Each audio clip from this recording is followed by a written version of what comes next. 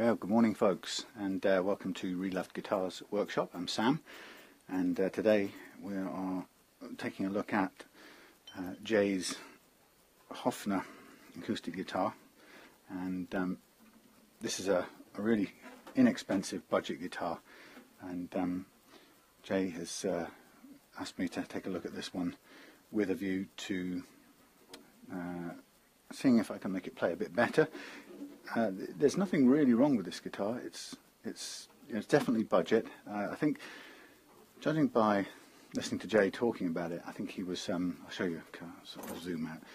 I think he was a little bit disappointed when he got it. I think he felt the brand name.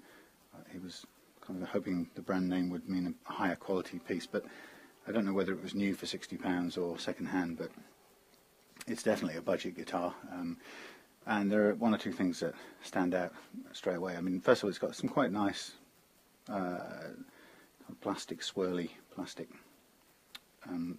tuning buttons, which is quite nice. A bit of a cheap plasticky nut, which I propose to possibly change over to a brass one, which really improves the sustain a bit, or quite a bit. Strings are good. At the moment I don't have a replacement set, so I'll try and preserve these strings. And the action is a little bit high down here, so we could take a little bit off the bridge saddle and just improve that action. And I know that Jay doesn't really want to spend unreasonable sums of money on this, so I guess my first question would be, is it possible to improve this without doing anything to the frets?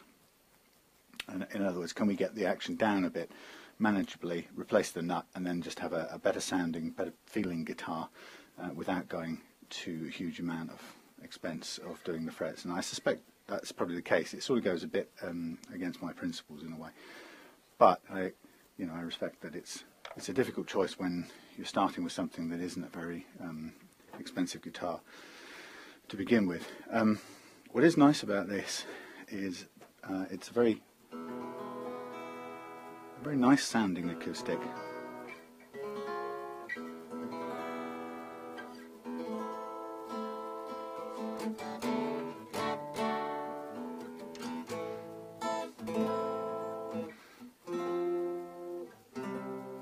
A bit out of tune, but it's got a really nice tone, and partly because it's very light and quite thinly made materials. And interestingly, I just had a phone call with my brother Steve about a guitar that I set up for him here as well, which was a GS Mini by Taylor. And actually he's just managed to successfully have that guitar traded in against a new GS Mini, and the two guitars are utterly and totally different. The first one, the one that I worked on, had absolutely no resonance or I don't know what presence in these bass strings, and you can hear here there's a lot of beautiful harmonics going on. The whole of the guitar is resonating and producing a lovely note. There's a slightly worrying issue here that I'm just looking down through this. Wow, looking through this guitar, and I can actually see a bright light through the edge. I'm just going to hold it up somewhere. Yep, I can see a bright light shining through the binding of this guitar, so that's a sort of evidence of the cheapness. No offence. So there's a point here where the wood has run out, and it's the binding that's just kind of holding it all together. But it's okay, it doesn't look any different from the outside, but it is a bit odd when you see a little dot of transparent or translucent light. I don't know if you can see it through there. Can you see it? That little dot of light. Anyway, yeah, so Steve got an exchange on his GS Mini, and it was really, really rubbish. I mean, there's no doubt about it that that guitar was unplayable. No matter what I did to it, there wasn't any way I was going to put right whatever it was, and I think there's something to do with the construction of that particular model, or that particular unit, in fact, that was really off.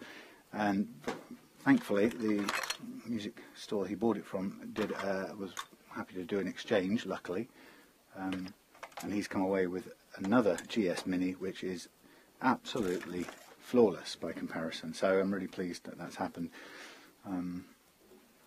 Now, just having a quick look at this guitar before we start, what we've got at the moment is, find my right things, we've got an action down here at the last fret of, I don't like inches, I like millimeters. Okay, 3 millimeters, actually it's 3.5 millimeters. No, 3.25 millimeters. 3.25 millimeters on and 2.5 on the treble side. So there's a little bit of difference between the two, which is fine.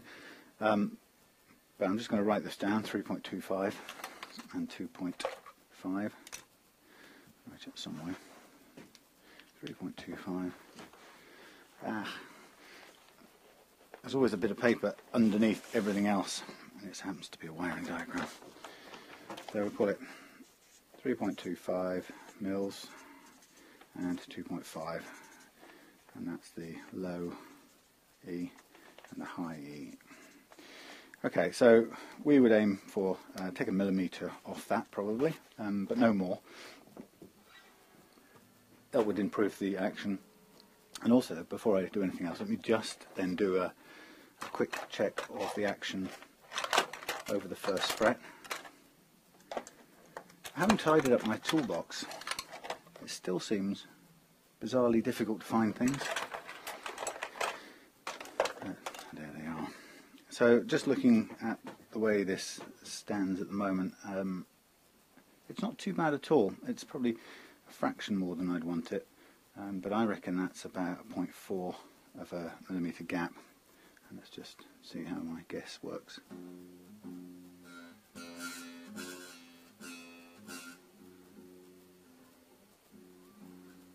Yep, that's about right. So 0.4 is buzzing out.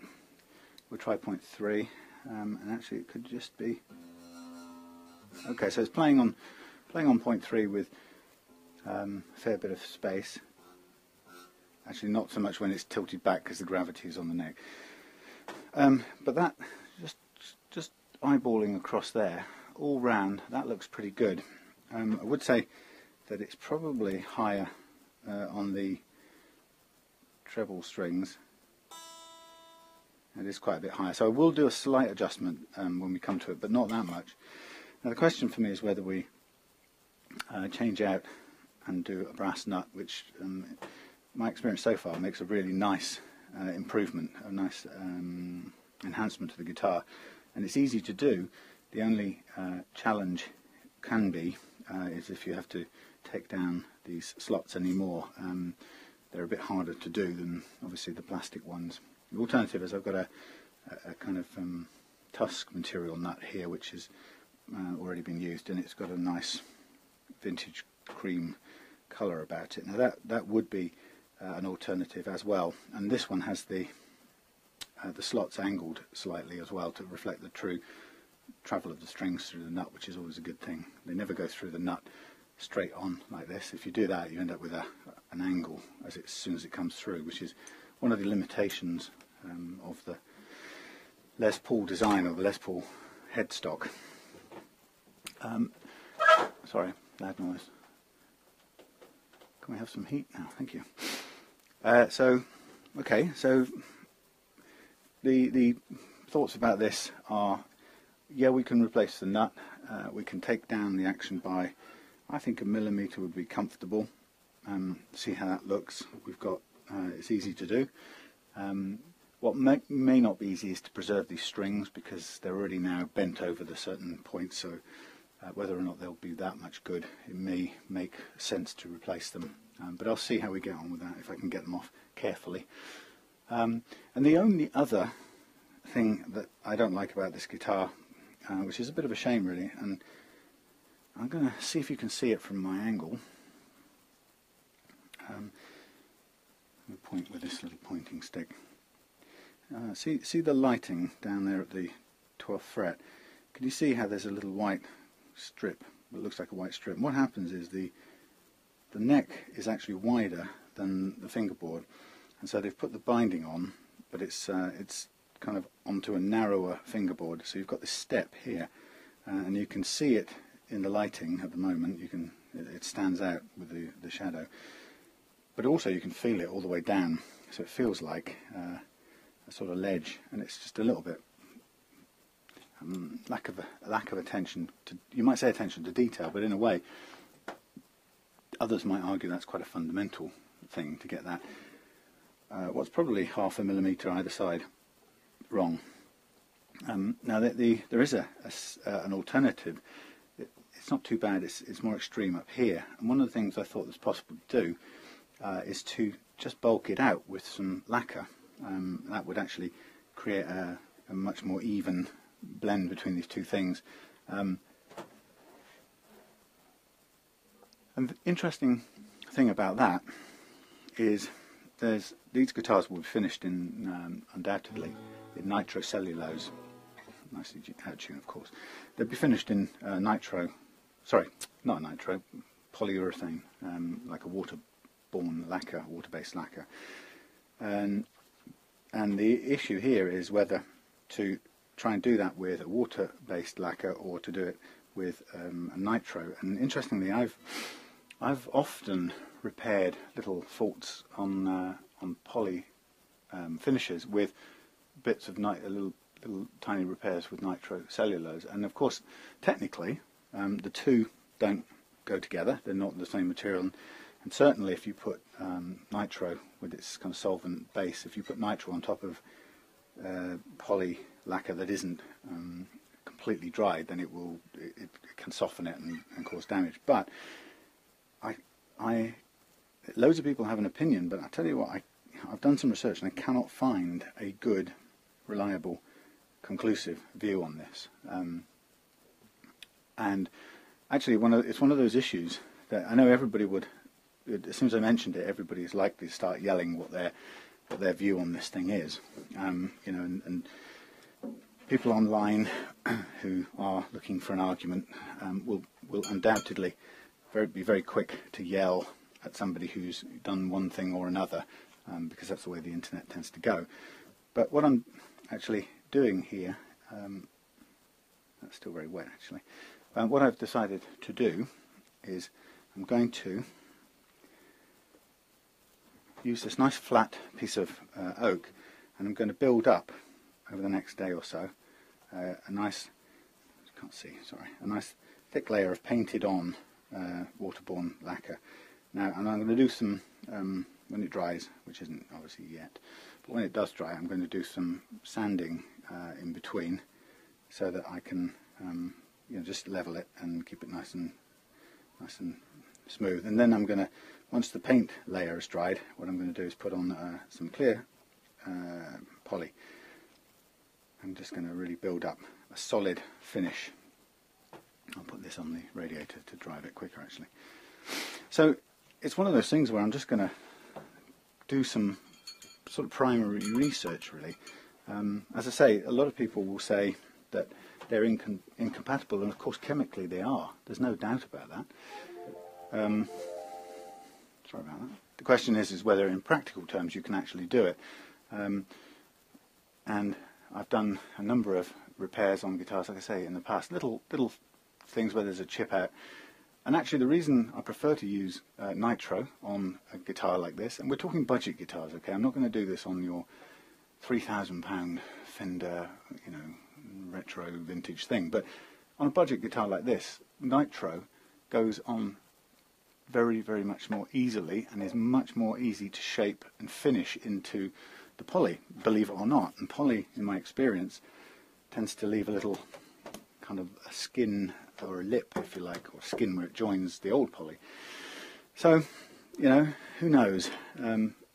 Please bear in mind before if you have an adverse reaction to what I'm saying, please bear in mind I'm talking about very much sub £100 guitars. Real Love Guitars is about budget guitars. The ones I do surface repairs to are always sub £100 guitars. And in a sense, this one is no different. This is a sub £100 guitar. So I'm going to continue doing some research. I have repaired or solved this problem on my own guitars using nitro lacquer, clear lacquer run down the side here and then gently blended in to the and shined back up with the existing poly lacquer, and it absolutely has worked, no problem at all. Never peeled off, come off, separated, caused any problems. But like I say, it is a weird one because it will generate a huge strength of feeling about it, as a lot of things in the guitar world seem to do, which is kind of weird. It's weird how passionate or how angry people can get about it.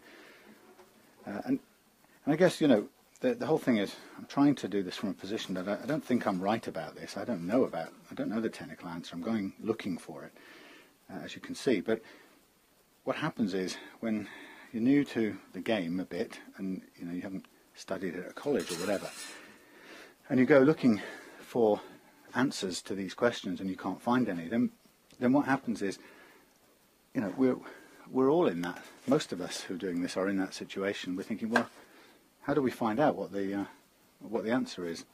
I've just realised that my phone here, whilst it's playing Aladdin on Netflix, it's also going to be making a hell of a noise. Sorry. In fact, I can't turn that off because I do need to be able to take calls. Wow. I'm going to put it over here, as I did yesterday. Hopefully, I'll be able to hear it ring, but it won't interfere. Yeah, so coming back to this thing, you know, there's people out there, loads of people just like me, trying to figure things out, and then loads of people like me go looking for information that will help us make a good decision on getting a job done. And very often, you can run into a real difficulty finding the information, and sometimes worse than that. You don't find information, but you find this sort of war in full flow, you know, between people who say one thing and say another, and so many identities seem to be tied up in it that it gets very heated and very unpleasant. So, you know, I have no problem saying I don't know the answer. I know what practical experience tells me about doing this on very inexpensive guitars, and so far the evidence has shown me that I can combine the two for making those kinds of repairs, but I'm still kind of keeping on the lookout for it. But also going to do my own bit of research so that if it works for mixing the two when doing repairs on a very budget guitar, you know, when we are not talking about collection pieces, we're talking about low-cost guitars that have had a bit of a tough life, then makes sense to do what works. And the thing is, sometimes there is this attitude, or this kind of, people take positions of purism, or purist position on these things. And you've got to remember that these are instruments, and this is about doing whatever works. Sure, they are two different kinds of compounds, two different chemistries, yabba yabba yabba, but sometimes there are things that work that do the job, and you know, if they do the job and they don't hurt anybody, then I don't think it's worth getting into online wars about. And I have to say, I think that I just get the feeling that people who want to get into wars about these kinds of subjects are people who probably need to get into wars about something anyway, because the guitar forum just becomes somewhere else to be angry, really. And, I don't know about you, but I certainly could be doing without that. There's enough of that in the world, as I've said a few times before, what with ISIS and big corporations and you name it. Anyway, so here we are, just taking off the old strings. Pardon me. Now I'm going to use, to get these off, I'm going to use a very fine pliers, and I'm going to just gently rock those pliers a little bit, and it's not biting any wood, it's just doing enough to lift the peg. I know that the average string winder is supposed to have that device built into it that allows you to do that. But my experience is, funnily enough, it doesn't. It's always substandard. So this just allows me to kind of break the contact and get these out without snapping any off. I do have a spare set somewhere, so should it come to that. But again, just a slight gentle leverage works a treat at that point. So it's very possible that we can reuse these strings to get this job done. Again, that saves Jay some money and makes this job doable in the short term rather than waiting. So I'm going to hang these strings above me so I know where they are. I can get them fairly quickly again.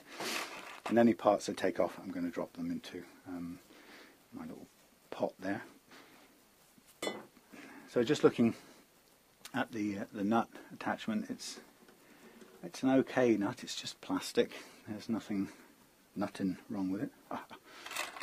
But the question is, I'm just going to crouch with my aching knees. I'm just going to make a comparison, because what I want to see is, are they, broadly speaking, are they the same height, and would we end up having to do a lot of leveling, oh sorry, not leveling, a lot of slot cutting for this. And actually, we're pretty much on target if we want to do that. So what I'm going to do is just going to test the attachedness of this nut with a light tap. It should, sorry, comes off pretty quickly. There you go. Extremely quickly. They're only ever held on by a bit of super glue, and this is a clean break. Okay, so, and then we could, if we want to, just pretty much have a perfect fit actually, just replace with a brass one. You couldn't get better, in fact. That's the easiest replacement I think I'll ever have done. And just leaves us with some adjustment to make on the slots, which we'd have to do anyway, and for which our nut files would have to do the trick, otherwise we wouldn't get very far. Now, just looking before we go anywhere, the positioning of the strings is just about right. There's a tiny bit of bias towards the treble side, which is not a problem. I'll just leave that for a minute. Okay, so the other thing I wanted to check up on before I do anything is, here we have, oh, you can't see it, sorry. Down here we have the bridge saddle, and if you're going to do this, the bridge saddle lifts easily out, and what you'll always see is the compensated bit is always on the B string, which means it's on this side of the bridge. So when you come to put it back in, you know to put the sort of zigzag bit, the stepped bit, into the B side. If you put it in that way around, you're doing it wrong. So what we have here is a simple piece of plastic. You could replace this as well. You could. I don't have any, but you could replace it with a brass one.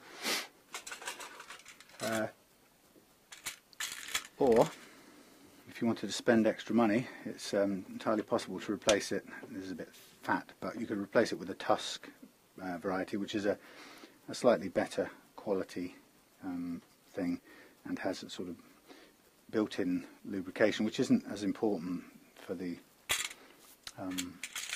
bridge as it is obviously for the nut, because the strings don't really move on the bridge. We have another one here, which is bone, which is probably again a better material. Again, adding this would up the cost to J, and in a sense there's no massive reason to do it when this is almost there and it's a 60 quid guitar.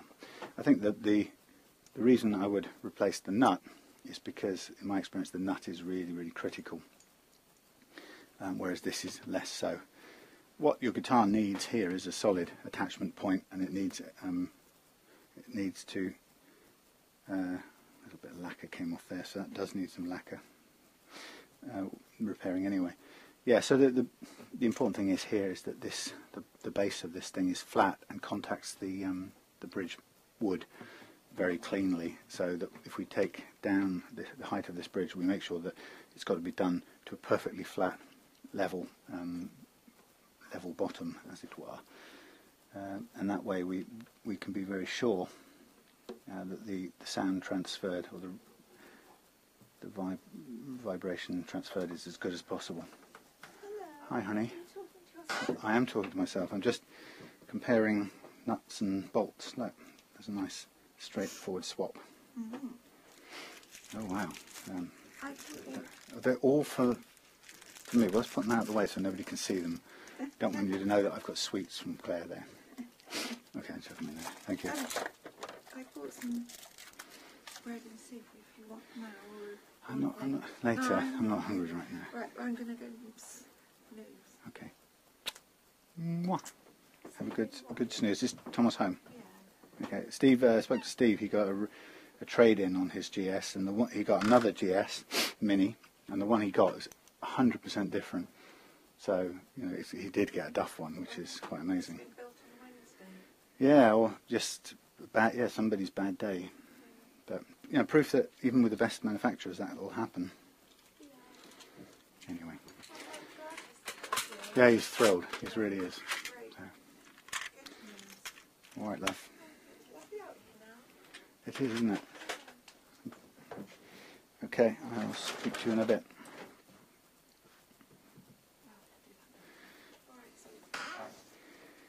Okay, so we have a perfect fit here with this brass nut. It sits in. It actually could do with a tiny bit of widening of this slot here. I need my special glasses just so it sits 100% in the slot. Actually, it does just about, but I would do a tiny little bit of work so that it fits exactly. And I won't bore you with that on camera, so I'll just switch off when I do that. So that's what I'm going to do. Now I noticed, you remember I said that what I want to do is take 1 millimetre of height off this bridge. I want to take the action down by 1 millimetre. We had 3.25 at its highest here, and we had 2.5 at its lowest, which is 0.75 difference, 0.75 of a millimetre. It's not much, but I guess what we've got to bear in mind is that what's the lowest action that we're going to have. The question, there's a kind of juggling match here. If I was going to level all these frets, then I would be confident that we'd have more freedom about how we set the lowness of the action, bearing in mind what the strings need to ring out and create the right kind of sound on an acoustic guitar.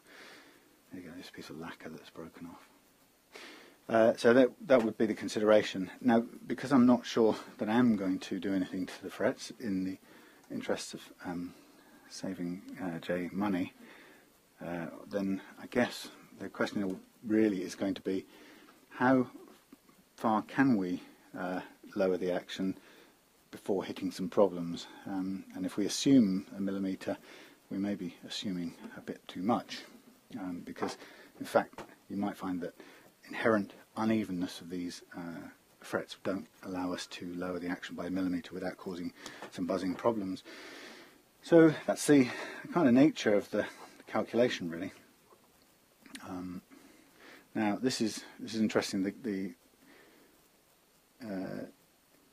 The truss rod, it works. I always fooled myself thinking if you were adjusting it at this end, it was the opposite of the other end. But of course, it's not. What happens is if it's fixed this end and the anchor point is that end, and it's still, we need to still treat it the same way. So it has a bit of convexity, so I just need to take it counterclockwise a bit, slackened off a tiny bit of the tension on the truss rod, and with a bit of luck that will just flatten the neck out. And then what I'll do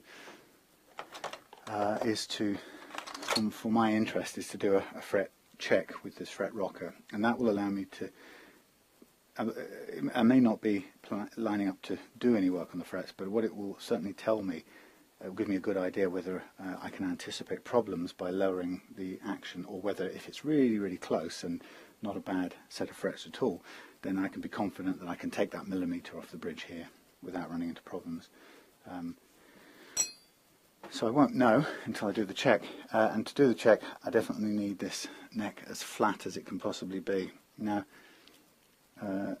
I'm comfortable doing a visual check on these things, and some people insist on having the slotted ruler to do it, and that's fine.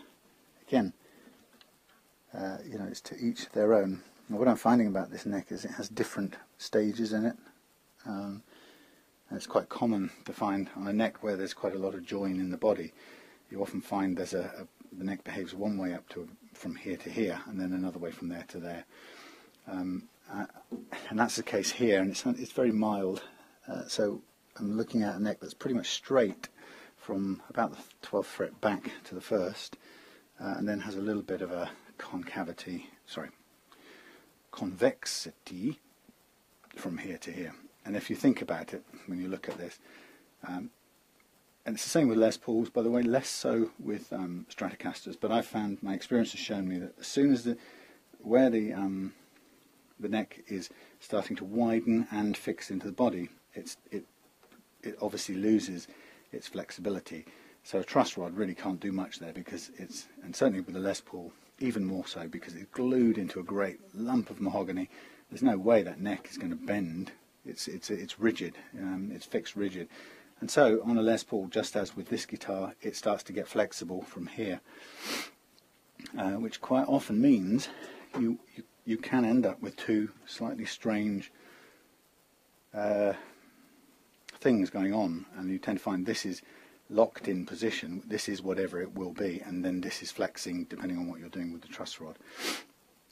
And that's the case here. So broadly speaking, that's flat, notwithstanding this little bit, which is kind of held in permanent, sort of locked in position really by the way it's fixed into the guitar. In the acoustic guitar, you can tell it's not as firmly fixed in place, so there could be a bit more flex in this bit, but you know full well that with a Les Paul shape, it's got a cutaway obviously, and there's not much attachment point there, but you know on this side of the guitar that neck block, or the heel of that neck, is literally bolted into a great big slab of wood, which is keeping this whole arrangement rigid, on top of the fact that the neck itself is much thicker from that point onwards. On the Les Paul, it's about the 13th fret back. Here it's about the 11th backwards. Anyway, so let's just do the first of the things we need to do. Let's do a fret check to see. And there's a little bit of unevenness there, a bit there, a bit there, a bit there.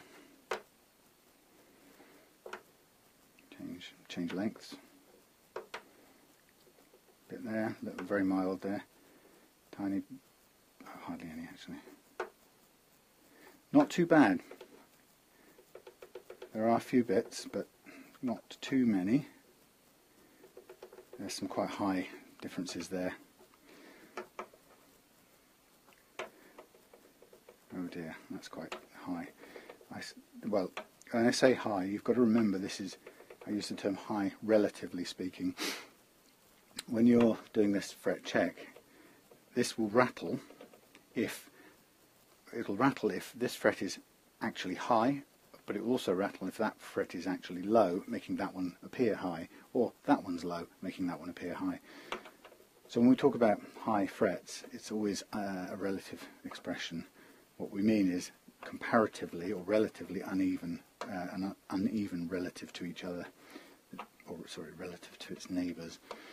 Now, it's a good enough way of indicating whether or not you're going to experience fretting problems, because whether it's caused by one fret being excessively low or another one being extremely high, the result as far as playing is concerned is the same, and that is when you fret on the low one before the high one, or the very low one before the normal one, you will get a choking effect of the fret that's relatively high. If it's physically much higher than everything else, that will maybe start to take effect from way down here, and you'll start getting a buzzing where this fret here touches the string even though you're fretting here, and then by here you've got that note ringing out fully, and by here the same note is ringing, and in fact it's that note. From the point of view of a guitar in this situation, already I can tell you there are too many frets uneven, which by the way is quite normal. There are too many frets uneven, and listening to the noise here and feeling the rocking movement, uneven by too great an amount to make trying to do one or two adjustments with a block of rubber and sandpaper, for example. It's possible to do, but there are too many to do it that way. It just wouldn't make any sense. So the only other way of dealing with this right now is to either do them all and go through the full fret level process, which normally I would charge a reasonable amount to do, and I know that Jay is not necessarily keen to spend that much money, or to leave them and to see how far we can get with reducing the action, improving the action with those same imperfections in the evenness of the frets. And my instinct would tell me that we could probably, judging by that, we could probably take down that millimetre without running into too many problems. So you can see that levelling the frets, on one hand you could say, well, it's not absolutely necessary to playing a guitar. Well, it isn't. And on an acoustic guitar, in a sense, it's probably better, you've got a bit more leeway, because acoustic guitar is traditionally going to be have a higher action, partly because you tend to hit an acoustic guitar harder and the strings therefore vibrate more because of the nature of just this producing the sound. So it tends to get a tougher sort of a bigger hit. But I think that because of that, we could probably get down that single millimetre difference and get away without re-fretting the guitar. What we can do, levelling the frets. What we can do without is we can, and these aren't too bad, but we can just give them a little polish up as we go. Anyway, and I guess the issue here is to use a test string, and I'm going to use, it will be an electric string, funnily enough. Actually, these may be acoustic strings now I look at them. I'm going to pull off from a pile of old, sometimes you just can't hold things, from a pile of old strings. I'm going to select myself if I can find it, an old string to do some tests with, because this is going to let me check whether we've got the string, the bridge saddle setting correctly, and I don't want to use Jay's playing strings for that, because we want to just only put those back on the one time. So this doesn't really matter whether it's an acoustic or electric, and I actually think, just looking at it, I think it's an electric string. Sorry. So that's a good thing for having a set. It will just reach, oh god no, actually you know what, it just won't just reach. So what did that come off? That came off a short scale something, probably the GS actually. So that won't work. In which case I probably will have to use an electric string, because all of those brass acoustic strings are going to be phosphor bronze or whatever they're called. They're all going to be the same basic length. So it doesn't matter that it's an electric string. I need the length more than anything else. Let's see if this one will do the trick. Track this one back to where it starts. There you go. Again, I can't guarantee I've got the length to do it. Yeah, I'll just get there with that one. Right, and that will allow me to check the height. I'll chuck some on the floor here as well. What's this one? Don't know, but it's a very thin one. Okay. So yeah, decisions. Well, we know we're going to try and take down the action a little bit. So the first thing I'm going to do is put this guitar out of the way. There is a bit of the lacquers come off there, which needs to be redone. So in a way, that's starting to give me no choice really, but to get on. And if I'm doing that bit of lacquer to repair that, then in a way I might as well get the other bits done as well, so it doesn't have that step. And I might not have done it had that other piece not come off, but there you go. It's sort of made the decision for me really. But that's what you get with the cheaper finish. So when it comes to doing reducing a bridge saddle like this, all I'm going to do is I'm just going to stick down a piece of 240 grit paper onto a block, and this happens to be oak, and it's sawn and planed, or whatever, PSC, planed and square edged. So it's a very, very level piece of wood, which is great for doing these kinds of things. And I'm going to need to mark up a millimetre on here. Now, it doesn't have to be microscopically precise. It needs to be close to a millimetre. We don't want to go more, and we don't want to go too much less, or else we'll be there forever. So we start with, there's got a bit of chamfering going on here, which isn't brilliant. But we start with whichever side has the least chamfering on it. And what we're looking to do is just measure a millimetre using the best device. In fact, a ruler is probably an easier one to do that on. How are we doing for battery power? We're right. Sounds like somebody under the shed. Interestingly, last night I had a go at making just a fun logo for a couple of guitars that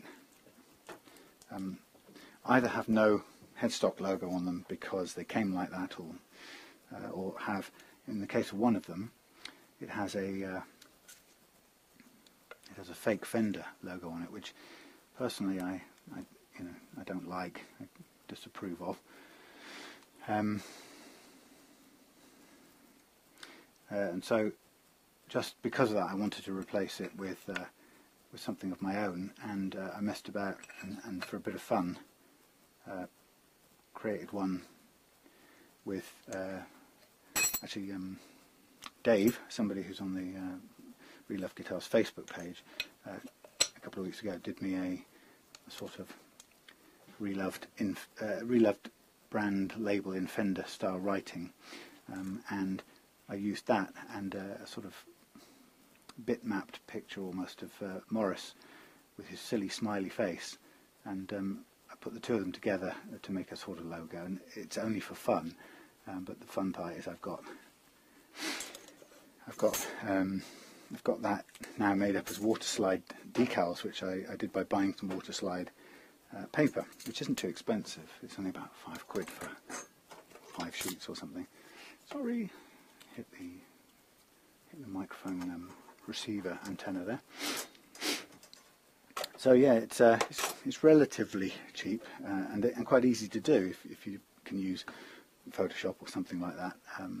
So I made a whole sheet full of these things and put them on and got them printed off. And then once you printed them, to make them watertight, you spray them with lacquer, which I've got some of here, and then a couple of coats of lacquer, and then you can cut them up and put them in water, and they come off like the water slide decals we know. And so I'm going to be putting one of those onto the red Wilkinson equipped Stratocaster that I've got in the house, which actually more and more I'm finding is a really, really excellent guitar, and I'm probably going to keep it, but I don't want to keep it with a fake Fender logo on it, which obviously goes without saying that I didn't put that on there. That was put on by the previous owner. To me, I don't really have no interest in pretending something is something it isn't.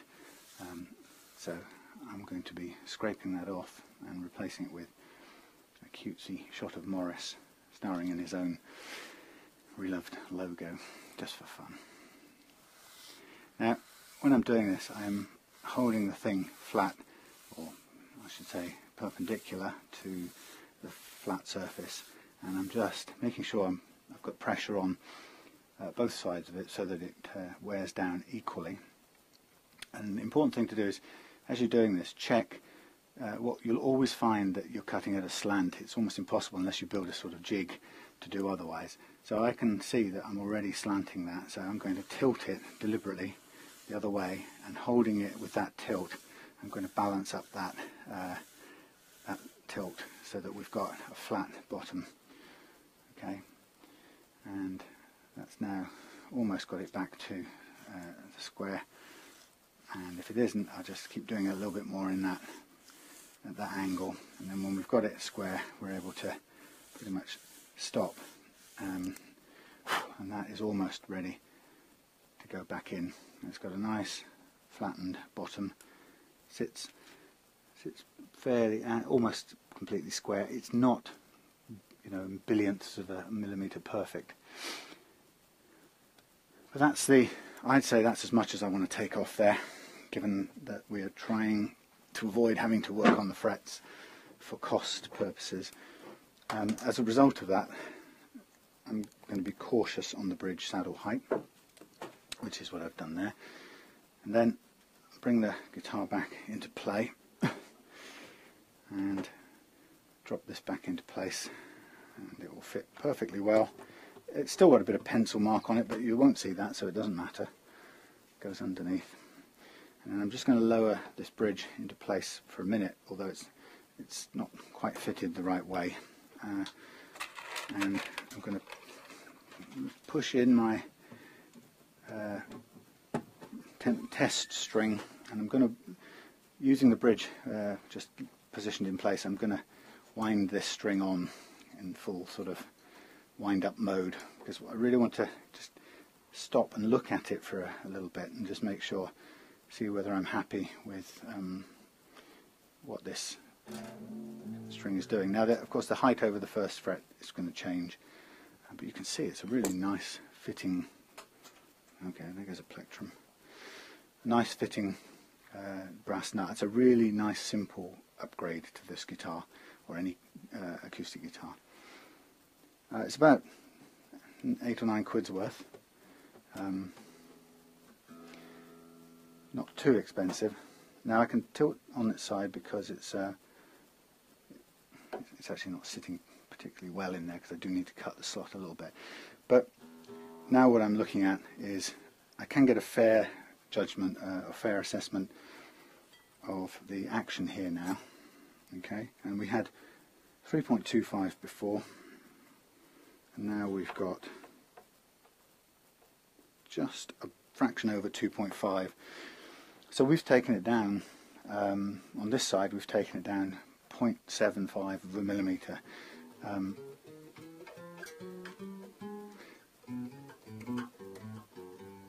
it's playing okay. This will come down fractionally when we lower the nut slot, but not so much. In fact, I can even simulate it here. If I can just hold that still for a minute, as good as near as anything. It's such a small amount. It will come down to exactly 2.5 mils. Now, there's 2.5 millimeters on this side. That means we've taken down, we've taken 0.75 off.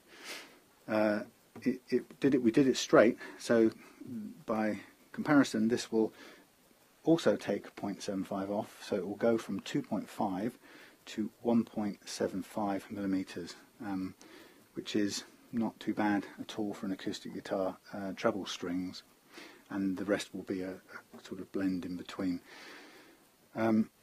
Personally, I would prefer, if I was honest, I would prefer another,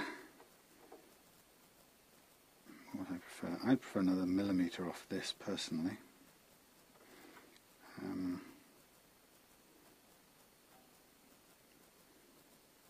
Actually no, another 3/4 of a millimetre, which is probably too much. So what I will do is I'll go backwards a little bit to what I originally projected or proposed, which was to take a millimetre. Okay, so that means a tiny bit more of this bridge I'll take off, because I haven't got to the 1 millimetre, which was conservative anyway, if you remember. So I'm going to allow myself to do that extra little bit down to 1 millimetre. So I'm going to let it actually hit the line now. And again, important to just keep this thing in a straight line, perpendicular, and just make sure that it's getting the same amount of pressure on both sides, and that you end up with a nice flat base to it, so that it sits in the slot nicely. And again, I'm just tilting, it's always the way, I'm just tilting a bit away from me, so I'm just going to do the last little bit, tilting the other way, just to level this out, and then we should have a nice square bottom, as it were. There we are, nice and square. I would say we're down to the line. Looking good. almost there.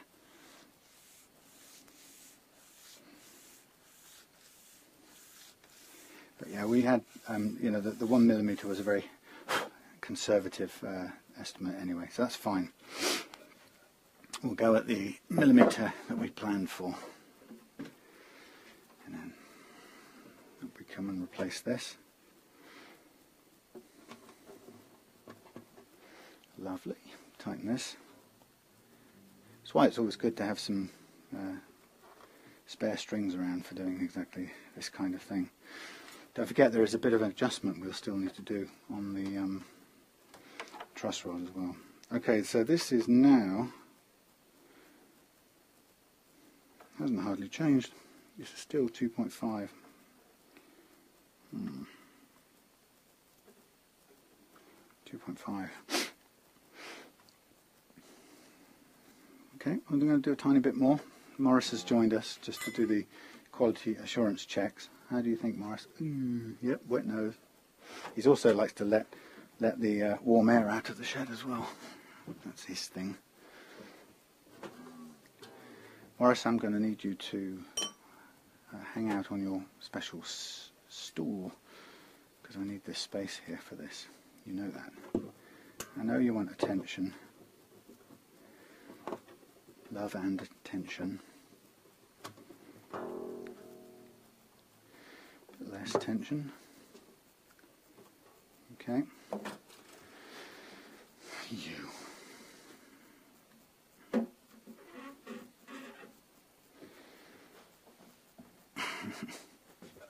Excusey, Mr. Morris. Excusey.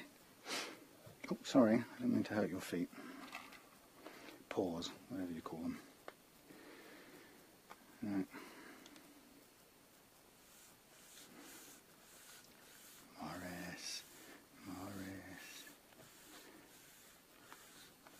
Morris. You're a headstock star, Morris. Yeah, this is not really ideal for you to be doing this bit, Morris, because I really do need to get this bit level. It's kind of important, so don't need you really getting in the way there. Okay, that's good. Morris boy. Morris, just, that's it. Right. Thank you. I think I'll just clear your space on the stool, Morris, because that's where you need to go. My little fluffy friend. There we are.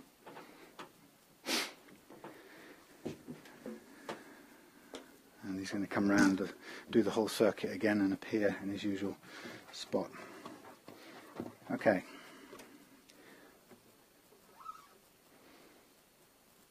Put this under tension.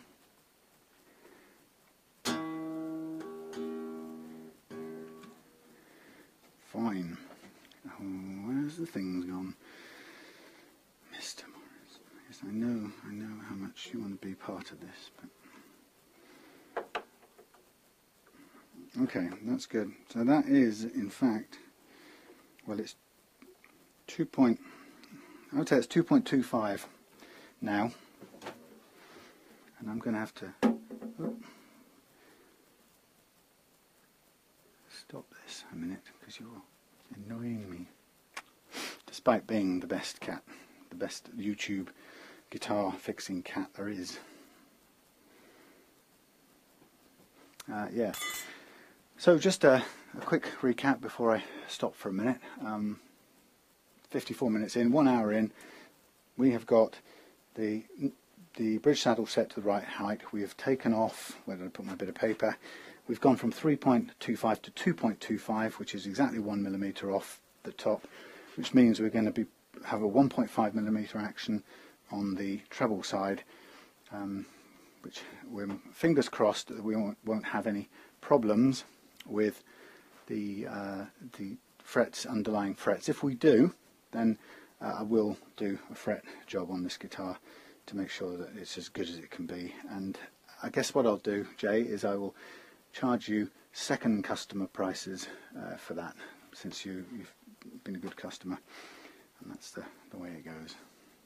Right, see you in a second. Hey, Sam again, back here, just getting ready to continue with Joe's guitar, the acoustic, the Hofner, and as we've seen so far, everything's working or going well. We've got the placed the new nut and it looks good, and we've set the action on the bridge. I'm going to be deafening you with horrible interference from the phone, sorry. Set the action on the bridge, that's good. We've tested it with a test string, shall we call it, and that's looking good. I'm just going to shake down this mat outside a minute. Wow, it's so beautiful out there. Here, you should see. Now let's take you out and show you the neck of the woods, what I live in. Well, we've still got some battery left in this camera. Dazzle, dazzle. Wow, that is so bright. Kind of makes you think that spring's going to be coming this way soon. Mind you, it's not that warm.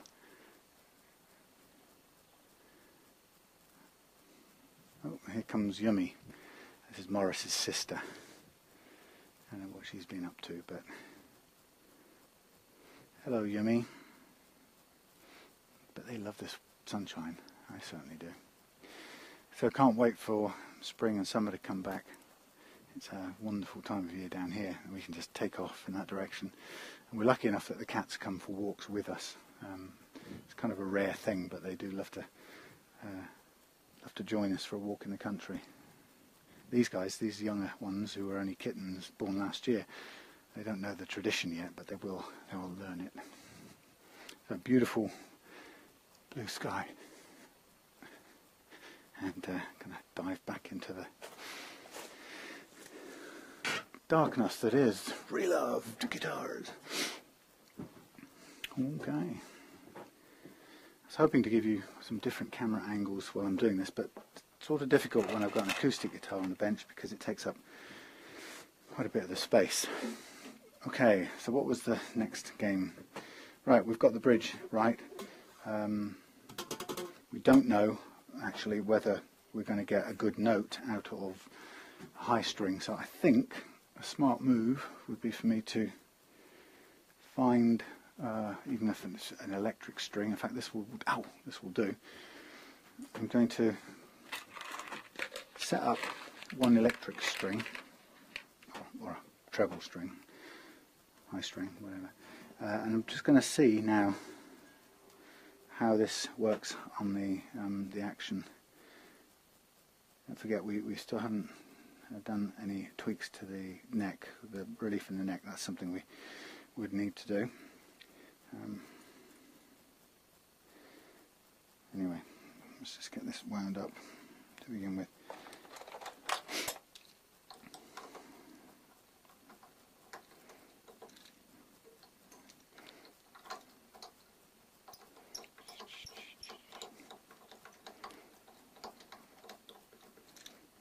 I haven't had, so far I've used, when I've put a brass nut on, I haven't had to cut down the slots at all, so I haven't used my nut files, on a brass nut yet, so this will be, potentially will be a first time for doing that, but it's always a first time.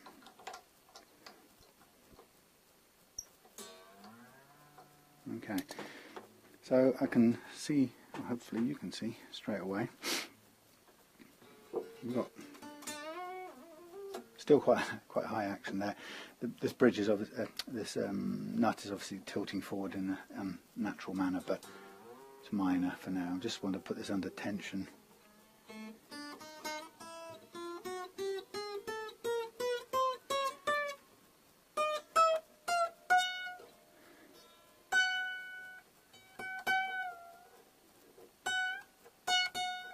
That's interesting, that's a note without a fret. It plays.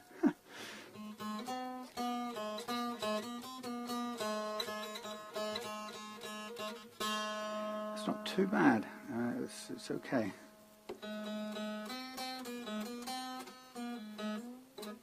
Obviously that's not the right pitch. I'm not going to crank it up any higher than it needs really to be.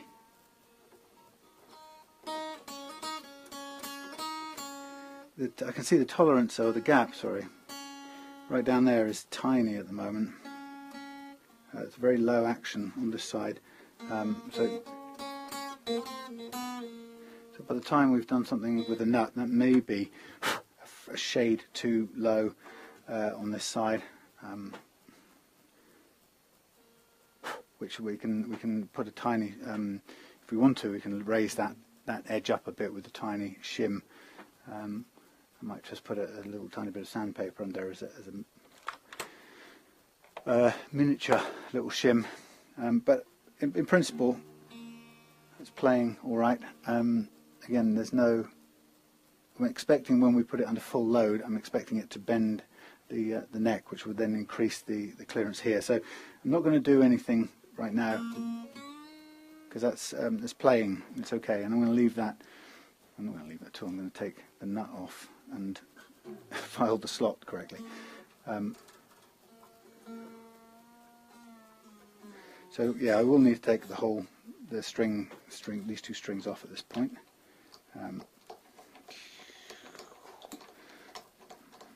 Again, worth keeping the strings because I may well need to reuse them to test. If you have a whole set, sometimes that's quite useful for putting the whole neck under the full load, so you can make any sort of last minute assessments about the way the relief is going and so on. There goes the nut. And any adjustments you need to do there. But on this guitar right now, I don't need anything. I don't need to put the whole set of test strings on. I'm just going to keep these two strings handy because they could come in useful. Since I know there are already two known strings that I can use. I'll just thread them through there so they stay roughly in one place. Right, I've got to go and rescue the brass nut, wherever it's gone. Oh yeah, here comes our Morris. Again, there's no room up here, Morris, you need to go on here, look. Come on, here, it's warm, it's lovely. You love that more than anything. Stay there, just stay there. Yes. Too many things going on, namely Morris. Got a text, have I? Phone call, emails.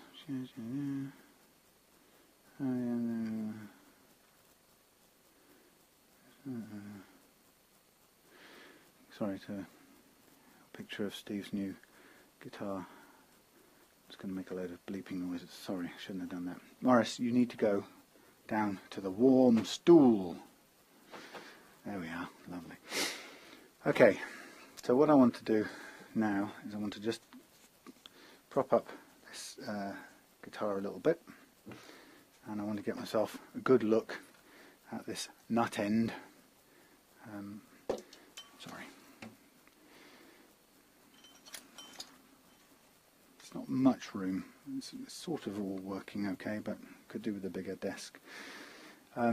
Yeah, so I just want to get a good close-up look at this end of things, and I want to not have Morris on here. No Morris. Nope, nope, nope. You get the hint. I pick you up, put you back down next to the lovely warm radiator there. Maybe if I keep on stroking him down there, he'll stay. Yeah, so I'm going to take, we'll just widen this channel a little bit. It's easier to widen that channel than it is to try and shave down the diameter or the size of this. Actually, that's not entirely true. We could do both. Although, you know, the principle being that wood is a little bit softer than brass. And if we're careful with our files, we should be able to do this one without making any undue mess. And the file pretty much, as it happens, fits straight in there, and I'm just putting a little bit of pressure going this way, so it allows us to, that's why you probably can't see that, just allowing me to get that file. It's almost, in fact it's just about there. That was enough. That was exactly enough, just enough to get it to sit perfectly in that gap. There you go. And amazingly, as you find with placing any nut, you always, somehow, you always get a slight gap on one side or the other. And I think it's because something about there being a slight roundness in that slot. It's never, in my experience, it never seems to be exactly flat, and so the nut wants to just rotate around it or pivot around it. But that is pretty good. We could tap that in with a tiny bit of glue. Here comes Morris. It fits, it's really snug. It almost doesn't need any, but I will put the tiniest bit on. Morris, you don't want to be bugging me right now. For some reason, super glue. Just, I don't understand super glue or super glue containers, which then sometimes don't want to work at all. You're going to stay right there, Morris, please, so I can get some squeezing out. Only a little bit, please. Just a couple of touches. I don't want much at all. I don't really want Morris in there in the mix. What I most want, Morris, is you to let me get this bedded in properly, which I think I have. That's nice. Wow, what a lovely, lovely fit. It's rare to have something as well fitting as that. And it's time for you to go back on the stool. Alright, let's just leave that dry for a minute. It's handsome, that is. Stay there. I don't want to see you up here anymore. Okay. Now this time might make sense to put the strings back in for a minute, because this time the nut's sitting in the right place, and so that the string will sit a bit more accurately. So with that in mind, and also it doesn't hurt if you're gluing it, you can now put the nut under some tension, which will hold it down while it's drying, while the glue's setting. When you're doing this, if you're using a pre-used string, be really careful when you're winding around with your string winder, because often you'll find this loose leftover bit will drag around on the finish, and it'll almost certainly try and scrape a nice perfect circle of scratch onto your finish there. These coily bits of string are just so much trouble. But yeah, they definitely want to damage your finish. So I'm going to cut as much off as I don't need anyway, but it won't solve the problem. It just makes it a bit easier to handle. But yeah, just expect it to happen really if you're going to use or rethread old strings. Just be certain that they're going to try and scratch the finish, and sometimes they aren't going to stay in.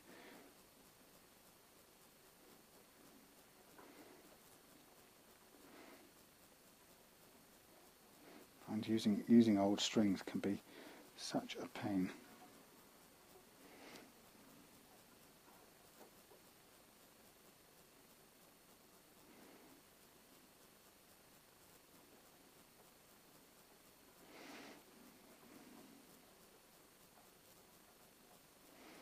Come on, where'd you go?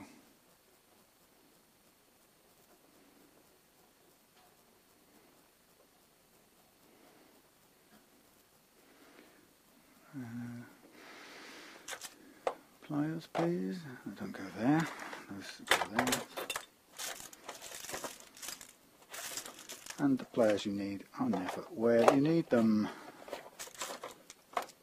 How is that the case?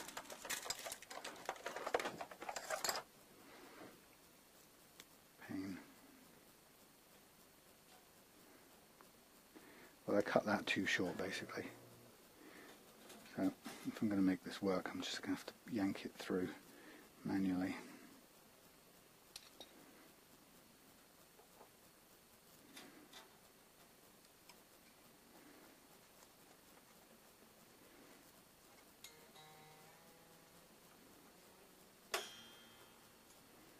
Okay, that'll sort of do for now.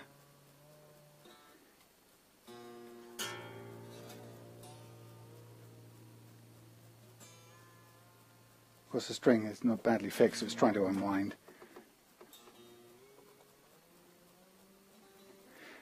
Meantime, it's a good enough start for assessing how high the action is over the nut. And actually, with that now bedded in properly,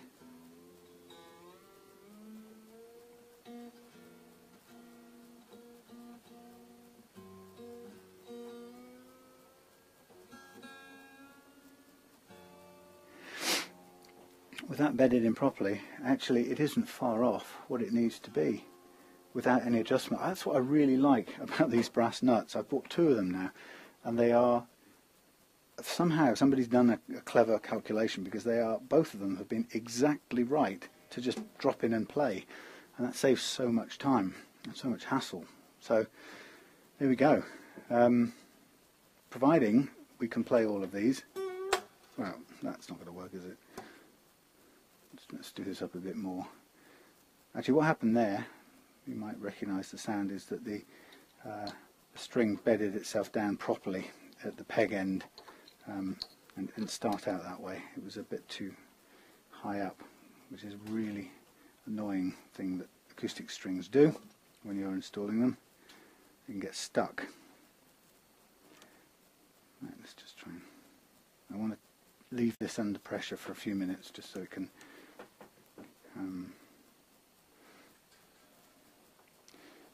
let the nut set in place properly.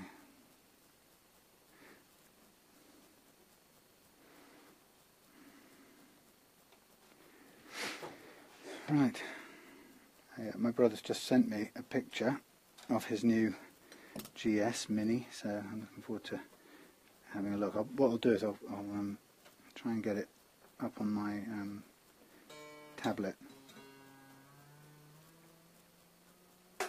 It's not going to do. I've not put enough wire through. My mistake for cutting it too short, so that served me right.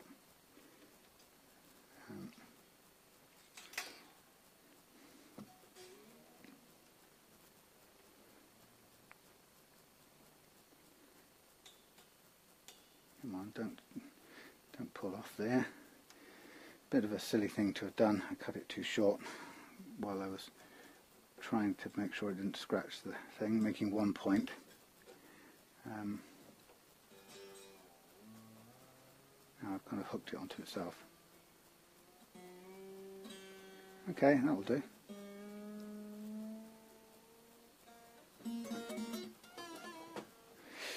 Sorry for that last bit of faffing about, that wasn't really necessary.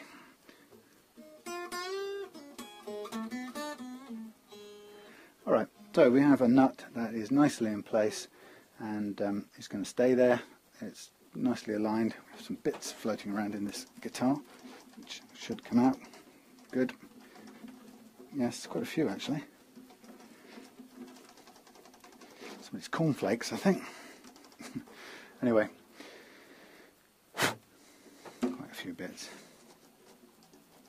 If you ever tried to get a plectrum out of a guitar, you know how annoying it can be. Loads of bits in here, but the rattly ones don't seem to want to come out.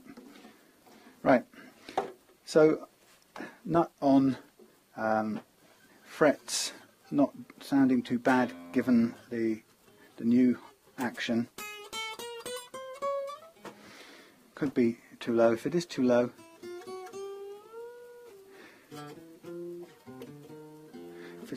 we will put a tiny shim under and just give it back a fraction of a millimetre.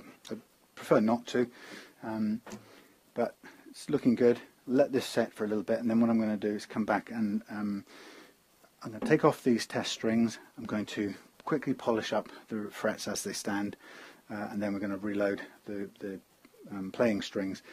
What we're also I'm also going to do is just repair a bit of lacquer down here, which is split off. It's a bit of lacquer that came off when the nut came off, or it weakened when the nut came off. So it's just a little thin bit, but we can fill that up with. I'm going to use nitrocellulose for that. Right. So back in a moment. Hey, back again. Sorry, bright light in your face. Just working on this acoustic guitar for Jay up in London, and what we have here is we've got the brass nut, which is beautifully in place, but we also have a little chip that came off the lacquer on the side of this guitar, and the lacquer has got a kind of yellow tint to it as well, as you can see. So we need to build that back up, and also bearing in mind that we also have this sort of step up here where the fingerboard is considerably larger.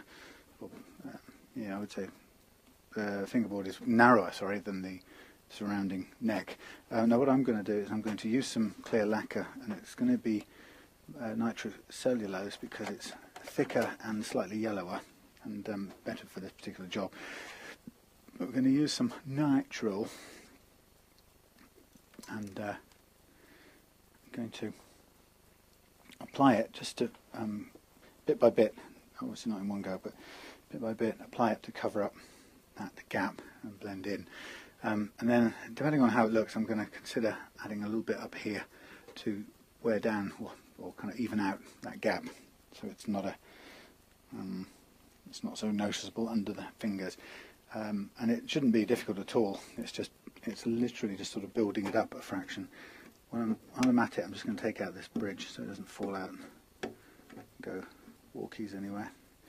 And I will also cut a very fine shim in case we absolutely need it to go back under there. I don't think we will, but you never know.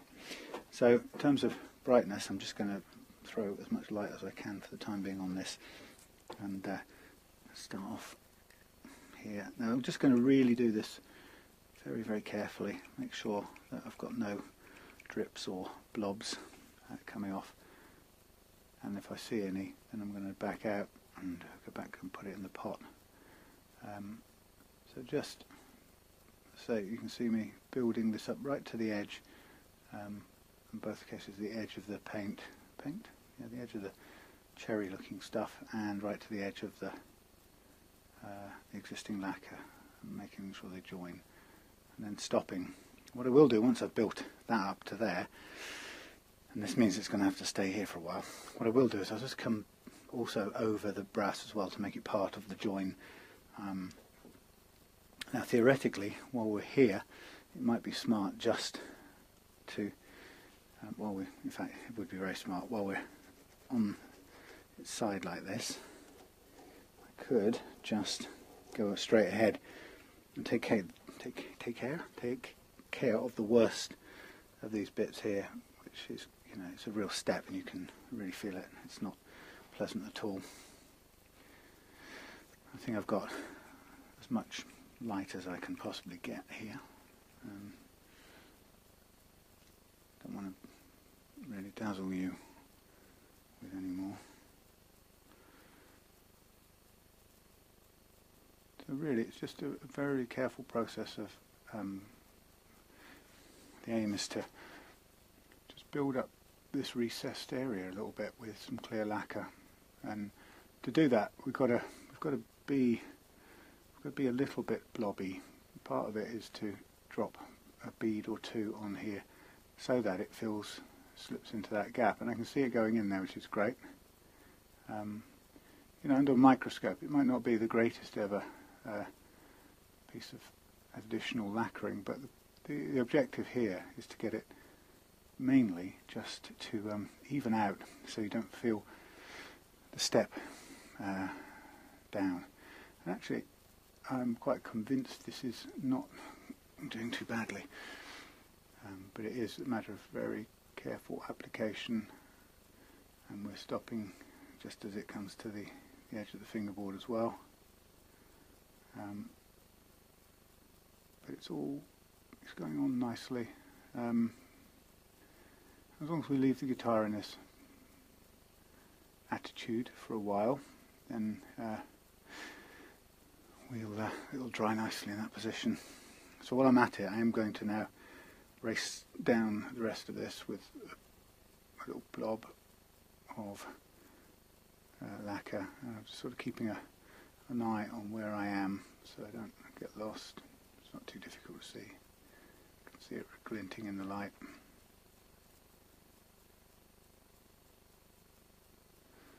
Very delicate process, but as I say, the aim is to just even out that feel so you don't get a sense of a step under your finger. And it's that step that, because your hands are so sensitive, it's that little step down that you constantly feel. It constantly reminds you that it's there. Now I've just got a little piece of dust here which I need to get off with a pair of pliers without moving anything. Come on, a little bit of dust. Thank you.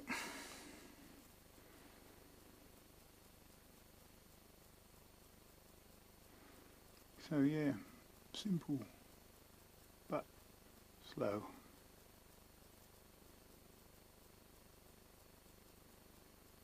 I'm thinking actually the way I'm doing this is probably won't even need to do any sanding. Sometimes you'd need to kind of blend one into the other with some sanding, but this actually feels that it fits so nicely onto this little white binding, whatever it's called, you know, the edging. It fits onto there so nicely that I don't think we're going to need to try and do any blending it into the rest of the neck, actually. What we can do when it's dry is we can do a couple of very, very high grade papers, or what do you call them, sanding pads, like the micro mesh things, and that will just bring them up to a shine, as much or as little as a shine as we want. But this is not bad at all. There's still a little step down here, so I'm going to continue all the way till we meet up with the fresh patch at this end, and that, obviously that fresh patch will need a bit more work than the other parts because it's quite a bit deeper. Let's say the aim of doing this is just to even out so you don't feel that gap under your fingers. And I figure that while we've got it in this attitude, then it's probably as good a time as any to do it. Of course we'll need to do the other side as well, but we'll let this side set first.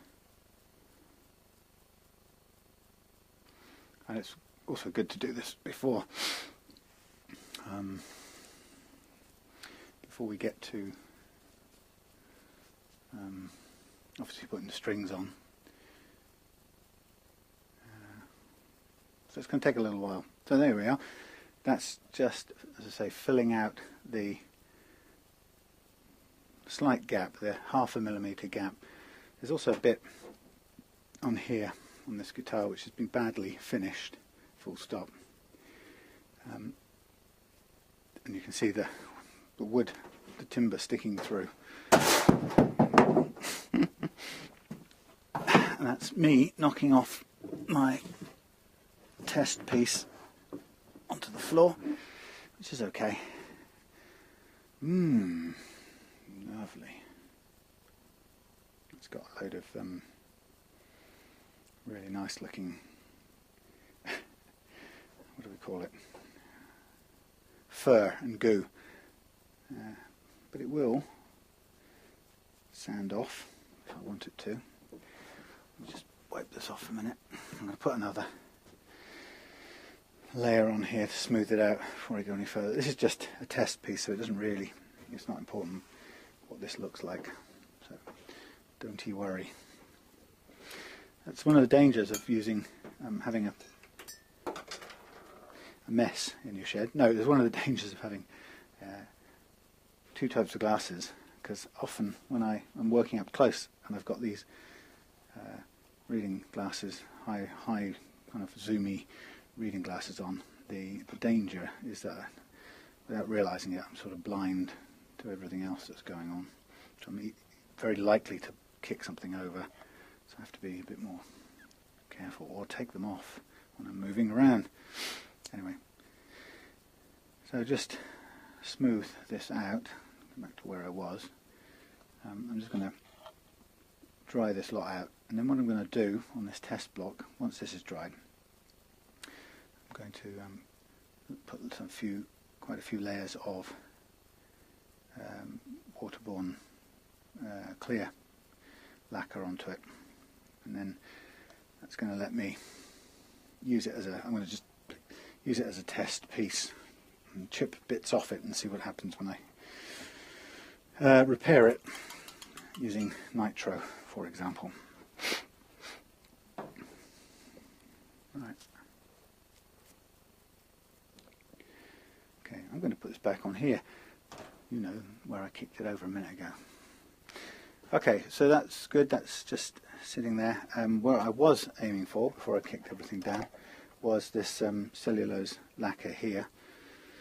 And to do that, I wanted this very fine brush, which is just now dropped onto the floor, but I can find it here. And I'm going to get into that crack here with a little bit of cherry nitro, because that will let me paint that little bit out, so you won't see the wood anymore while we're here. So it's a very, very fine applicator. Go right into the corner. I might have to do several layers because it's quite this is transparent lacquer. I mean, all lacquers are really, but so it's just taken the edge off the wood sticking through. But I'll do a bit more shortly when that's dry, and it will just basically tone it back so it doesn't look like a manufacturing mistake.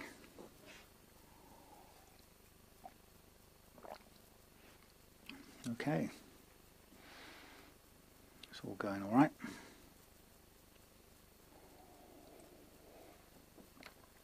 I think I can probably turn this over fairly soon. I'll give it 10 more minutes or so, and then turn it over and do the other side. In the meantime, I will just wipe this down so it's vaguely usable again. Find me a cloth that's good for using, wasting basically with cellulose. I've got some thinners, but it seems a bit extreme to use them just for these 2 or 3 strands on this brush. Yeah, so if I'm going to create a shim while I'm at it, what I would do is dig out wherever it was that I put my spare bits of plastic, which of course I now can't remember.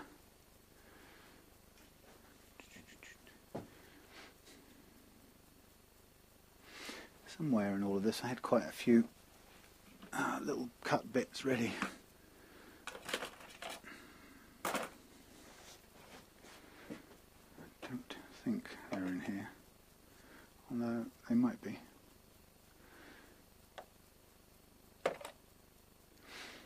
Well, I can't see them straight away, so I'm going to switch the camera off and go on a look around for some very fine bits of plastic. So see you in a sec. Hey, here we are again on the red Strat, which has turned out to be a Korean laminate or ply, or laminate, made from lots of sheets of ply. Anyway, that's a nice big solid guitar. Now we've got the neck off, and we've got the headstock stripped of its cheap, nasty fake fender. And although I'm working around this acoustic guitar at the moment, I'm going to just get this thing ready for some fret treatment. So I'm going to mask that off. I'm going to begin that process. It's going to have to work around this acoustic guitar, but once the lacquer on the side of the acoustic has dried a little bit, then I'll be able to move it out of the way.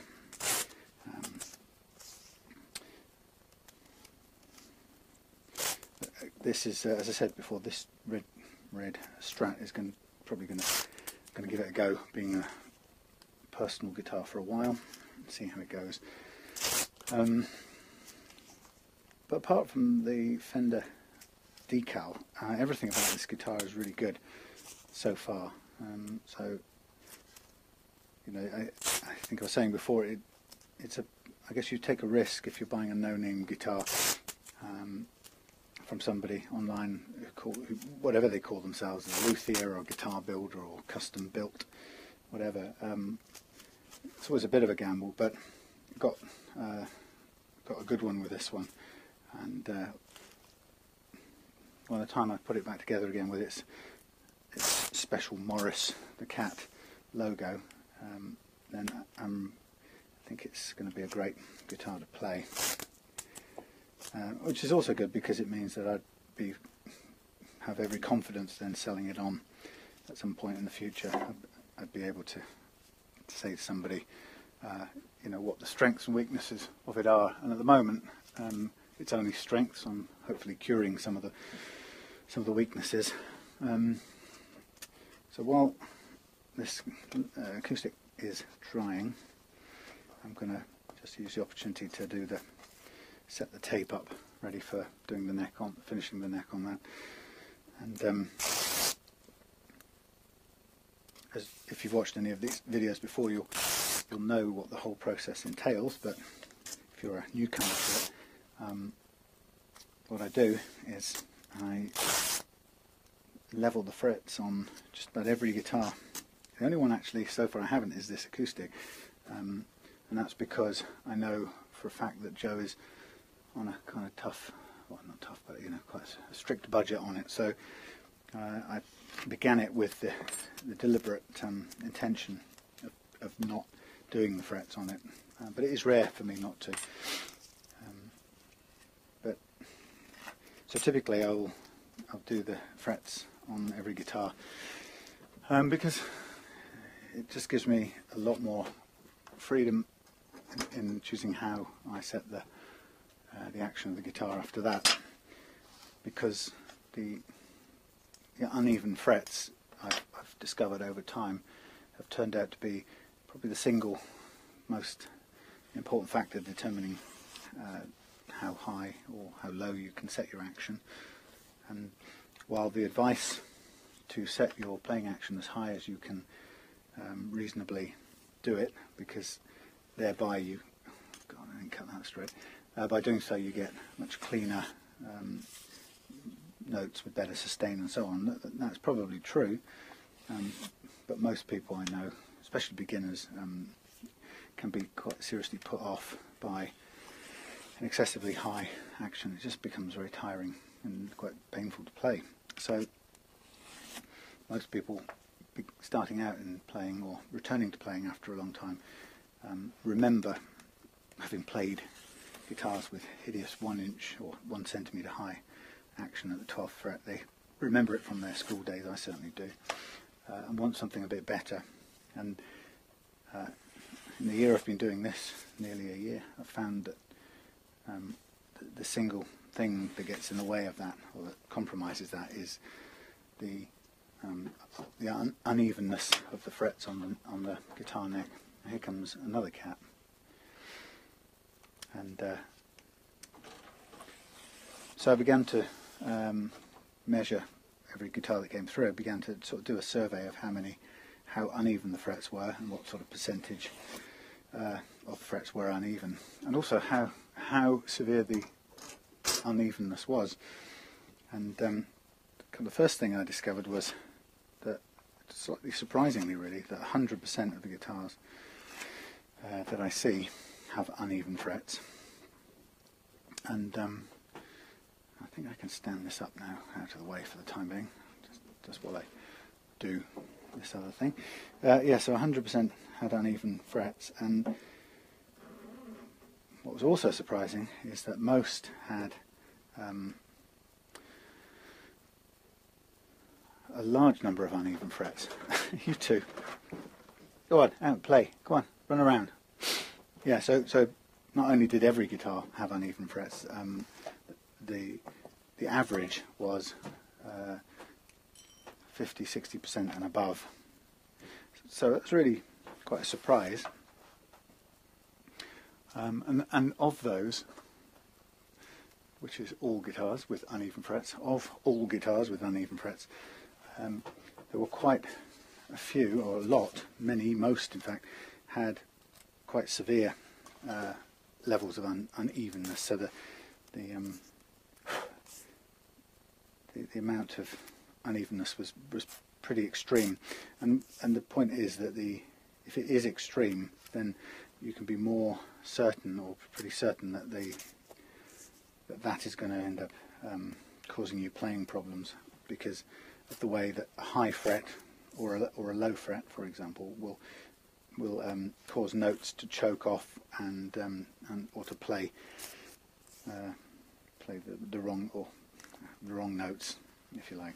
So if a high fret sticks up here, and I'm playing this fret here, a note on this fret here, it's very, very possible that this fret can be so high that by the time I play that one, it's actually grounding out on there, and every note between there and there will play this one.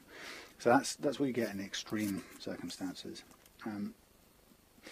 So having found that all guitars had uneven frets, and that most had most of their frets uneven, I started to really think hard about, if I wanted to really make these guitars play well, and I wanted some freedom over the height that I set the action, then I needed to take care of the extreme high frets on a guitar, because there's no point being limited by that, in which almost all guitars I was finding had their actions set to overcome these limitations.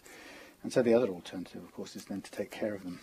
But that takes a process which is quite painstaking, as you can see here, and requires some hard work, which is why it isn't really done in the factory or the retailer.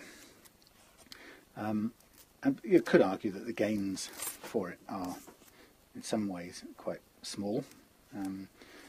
Most of the guitars that come through here are playable without me doing this. But it's just that they're more playable when you've done it. So I'm interested in doing that. So for every guitar that comes through, the numbers suggest to me that most of the frets will be uneven, or a majority of the frets on any given guitar will be uneven. And given that, then it's just as well to go all out and level them as a basic hygiene factor, or a first step. And that's pretty much what I do.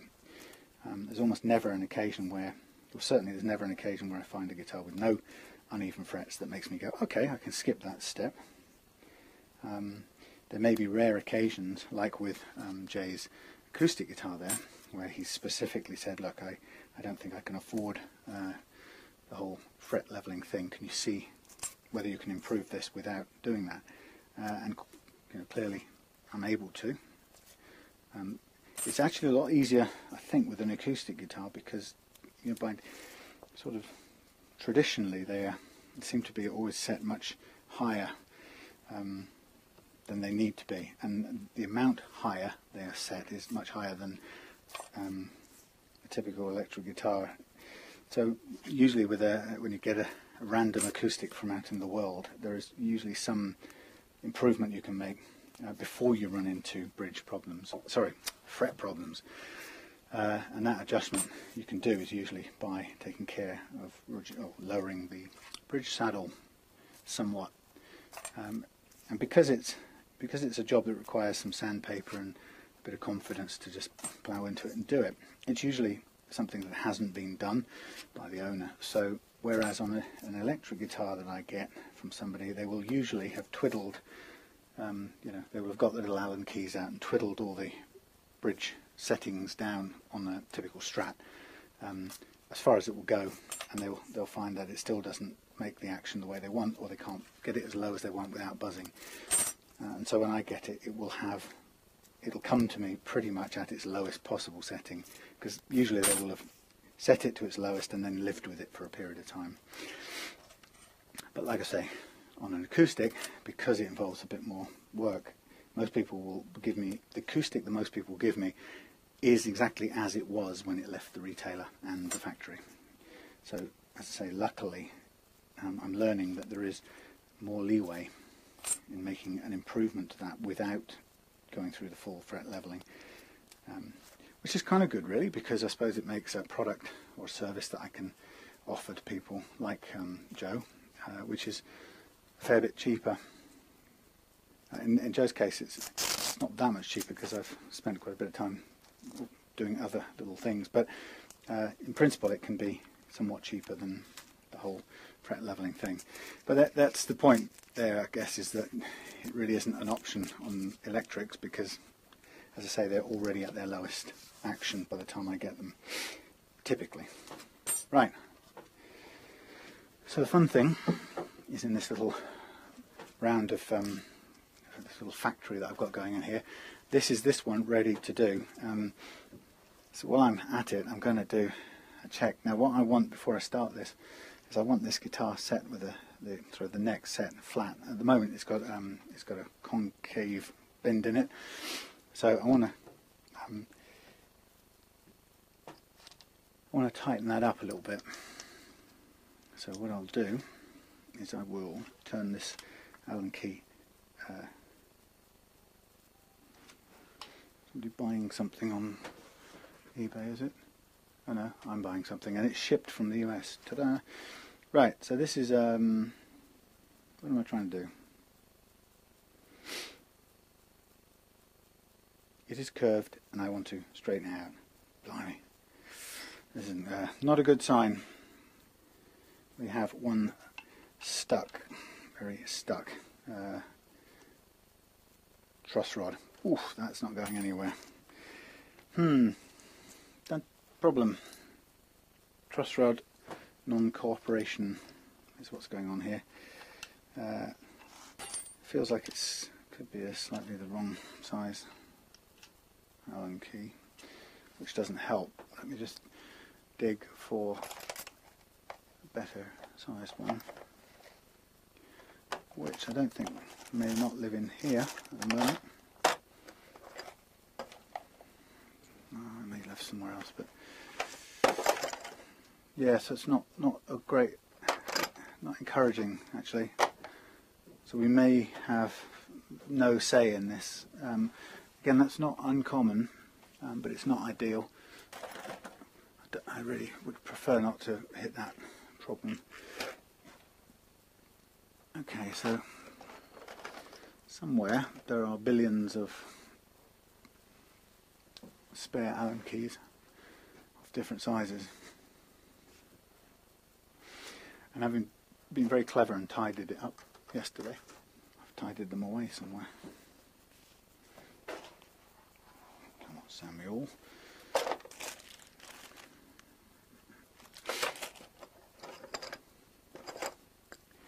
That's bizarre.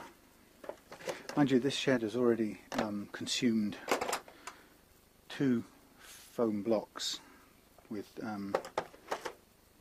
there are cut points into, and it's made them vanish and without a trace, so it's entirely possible that Allen keys can go somewhere else as well. Oh no, this is definitely stuck. I don't even know if this has maybe been, ooh, it's moving. Okay, you heard it make a crack. It didn't break anything. It just took a bit of encouragement to go. It might be. Now it's moving. It was just stuck. That's encouraging. So I'm going to just see if it is going to cooperate and level out a little bit. And then when it has leveled out, then I can basically mark this neck up ready for leveling. And I think that, yeah, that's improved it a little bit. So the reason we want this flat to do this work is that we need to, because we're making all these frets, that's Joe's strings hitting me in the head. Because we're making the frets level relative to each other, it really helps that we start with the fingerboard flattened out. Now I'm just double checking this to make sure it hasn't suddenly done any further movement, but that's good. That's in good condition. So the first stage of my fret leveling process is to do a check, and it's a check that it's not really essential for you to do if you were doing this. Let me just unplug this and move it. Change the camera angle, please. Yeah, it's not absolutely critical for you to do this. I do it just sort of out of idle curiosity, really, because having done 80 or so guitars in the Reloved workshop, I'm just interested to know how things look. I mean, obviously the first thing is I'm really amazed, and I'd be amazed and totally interested if I were to find one where the frets were all even, but I really don't expect that to happen. So, but I live in hope, so each day I do this, I do a little check. But if you were doing it, you wouldn't have to do that. You could just get straight on and level them. So because we're doing a relative levelness check, the great thing about using a fret leveling file like this is you could just literally scrape this up and down now several times, making sure you covered all of the frets. And that would pretty much guarantee that you level the frets out, because this is a nice flat file, and it would take off any high spots indiscriminately, and it would take everything down to the and back again with Jay's Acoustic. So we've left it do a bit of drying out, and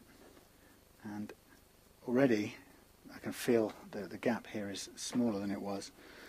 So I'm just going to add some more. Again, very, very carefully. You should be able to see all right. I'm just really filling in this big chip that came out here.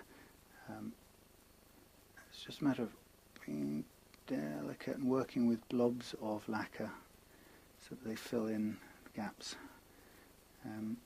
It's really placing some blobs and controlling them, really, just that they do what you want rather than run amok. That's okay. And then just feel up here.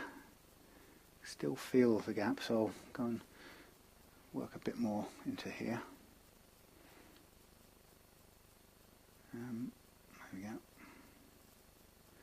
And as we saw before, this is about just getting it into that crevasse here, so we're just evening out the step so it isn't as pronounced and doesn't annoy the fingers.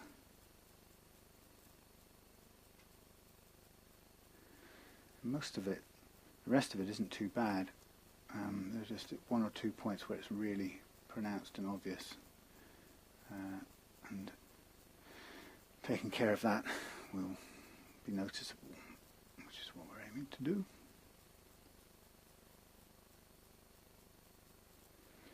Steady hand required at this point.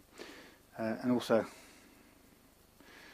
again, once we've run down with this next layer, then we will need to leave some time for it to sort of go tacky again, meanwhile we'll go on and do something else.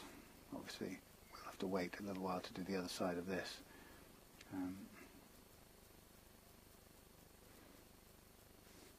But yeah, it's judging by the feel of it now, it's going to take care of that unevenness, just caused by a mismatch of components. Really, somebody's cut their fingerboard too narrow, and rather than chuck it away and do something else, start again, they've gone ahead and used it, with the result that you've got a bit of an overhang.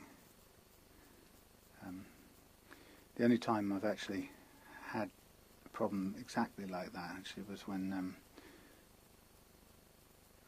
my own guitar fell over in the garden, the vintage AV6 guitar, and it fell flat on its face. It served me right for leaving it leaning up against a hammock. What a stupid thing to do. It fell on its face, and the kind of the impact set up a sort of vibration in the material, which resulted in the fingerboard springing off. It just basically snapped off the glue connection between the fingerboard and the neck, and the result was that two just came apart, and I ended up gluing it back on. But of course I was doing it in a shed with a whole set of constraints, like, for example, working with clamps and not really being able to measure the way it was fitting together too precisely. So the result was that I secured the neck very, very strongly, but it wasn't thousandth of an inch perfect, and so it hung over one side and under the other, and what I ended up doing was blending the two, or blending those kind of overhangs with a little bit of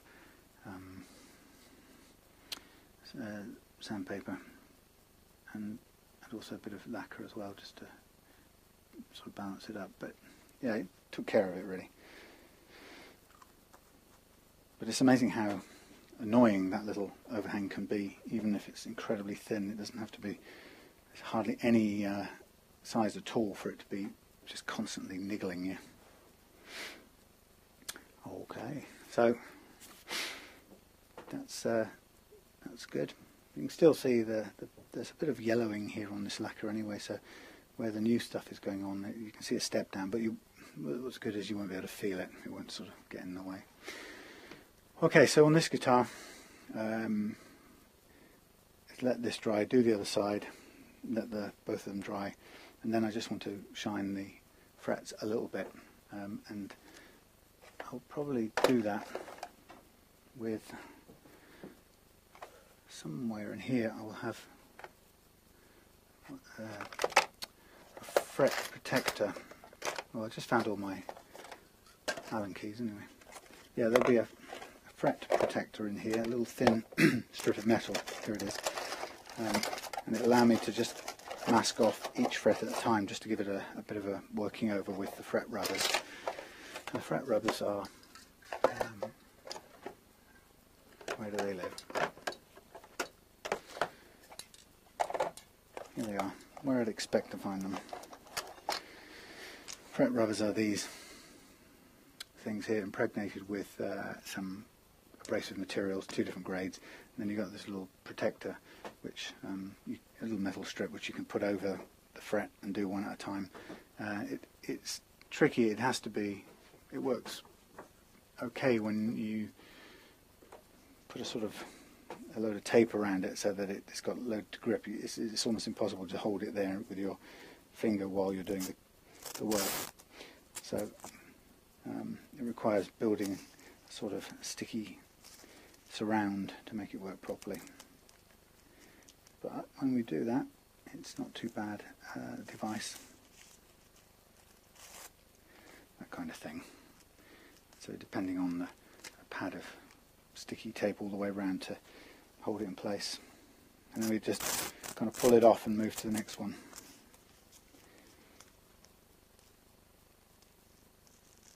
But you can't cover up too much of the metal, because if you do, you'll basically just get the rubbers catching this tape, and the whole thing will just become a bit of a sticky, gooey mess.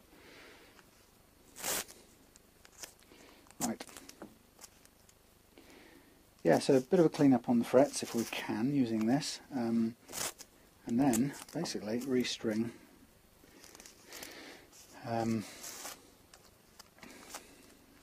Once we've restrung it, then we will check the thingy-majig. It's called a truss rod, just to make sure that the neck's got the right sort of relief in it, and then it'll be ready to put back in its case and take back up. And hopefully we'll have done it without going to the expense, as far as Joe's concerned, of a full fret leveling job. Okay, so I'll just put that off to one side for a minute. I'll come back and use that a bit later on. In this shed is quite warm at the moment, so I should be able to just flip this over without any worry about lacquer dripping off anywhere.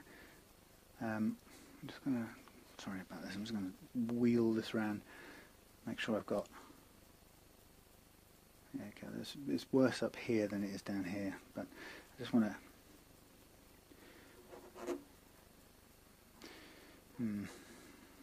it's a little bit hard to see in this light. I'm just propping it up there with a pad so I can get a better view. And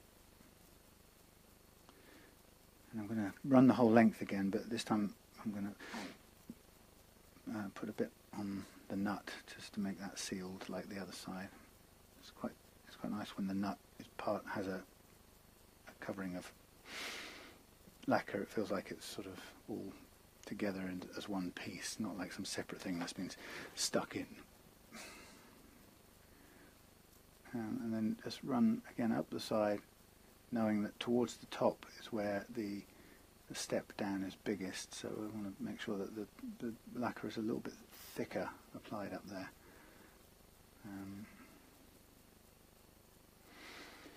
And then we'll be ready to move on to something else.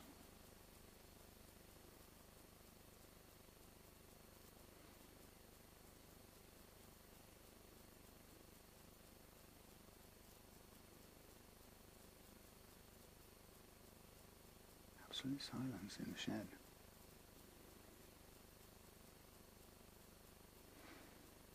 I don't know why, but it's quite rare. I don't hear me talking, or the neighbours yelling, or the cats scratching.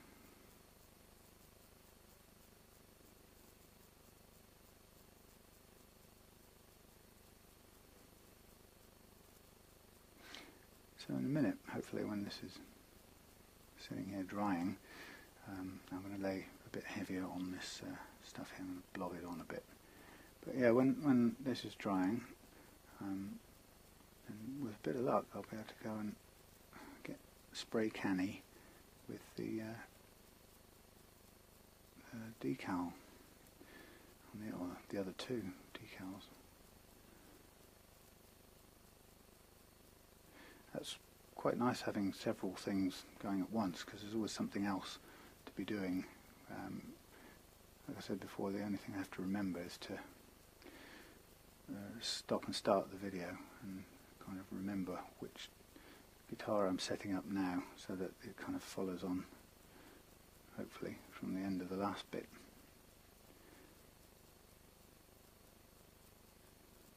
But it's quite funny that I don't need to remember that so much, because as far as the viewer is concerned, if there's anyone watching at all, it's just a jump of a second or so. But for me it could be a whole day apart. It feels like I have to remind myself what I'm doing, but the viewer would be immersed in, I don't know, setting up the neck on that red Strat, and for me I'm jumping from one thing to another.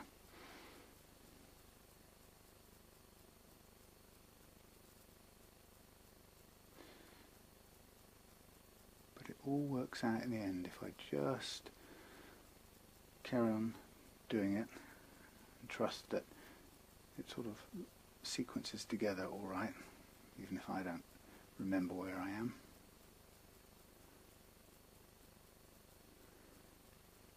Sometimes you've got to just be careful not to get lumps of lacquer building up sometimes as it dries. Okay. Let's get right to the edge of this lip.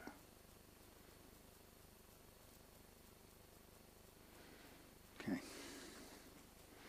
It's all good. Right, let's have a quick look at our first neck, and there we have Morris sitting proudly on his thing. He's drying out, so he's cracking a bit as he dries, but it will be okay. So I'm just going to do a bit of shaking, and I'll try and put one layer on top of him, spraying downwards at the floor in this case.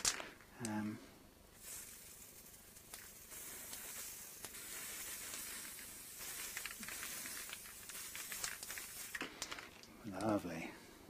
There you go, Morris. First layer for you, fella. And while I'm at it then, I'll do the same for this one. Is that dried out? Yes. Just make sure it is. I don't want to be trying to lacquer on any water into here.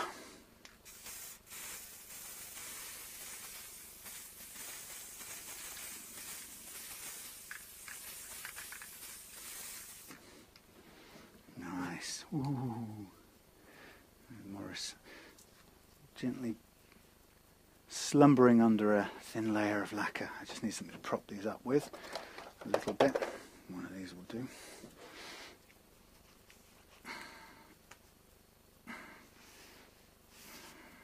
And I'll do that, and this one will do there.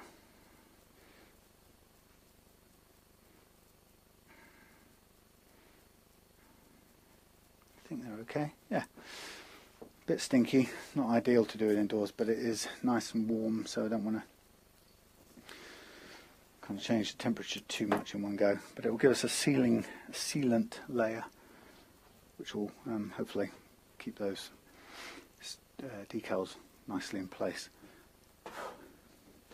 Right, so I think this is in a state where I can just for now gently put it on here, and I just have to lean it off to one side because I don't want the edges touching there. Okay, so we've got the thingy, what do you call it, fret blocks ready to go over there in a minute when that's dried, but it'll take a little while to dry that off. We've got those under their first layer of stuff, so I think it's time to switch into another guitar that needs doing.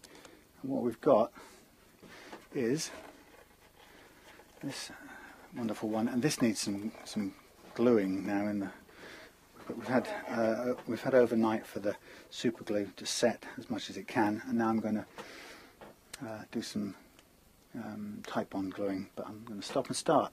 Okay, back from the small interruption. Now, at the moment I've got reduced lighting here, and I'm just wondering, I don't know how that looks to you, but I'm hoping that is nice-ish, viewable-ish anyway, because it's not too bad from where I'm looking at it, and I'm just trying a few different versions of how the lighting goes, because yeah, it's difficult to get a good picture without burning out things. I have to say it's not that bright when it comes to doing fine details like stringing things, but well, let's see. Actually, that it's very tricky working with very short lead or short run-ins on the strings because they want to slip out. I think that should be okay as long as you get a tight crimp going. It's holding it under pressure while you do it up is the difficult bit. That should be okay. And there's that lovely brass nut. I'm sure Jay is going to really appreciate the difference of that. Again, I do have one shim under here, and if we have any problems with the action, then we will go to a second shim if necessary, but it would be nice to do without it. But we'll see. Let's try it all out first.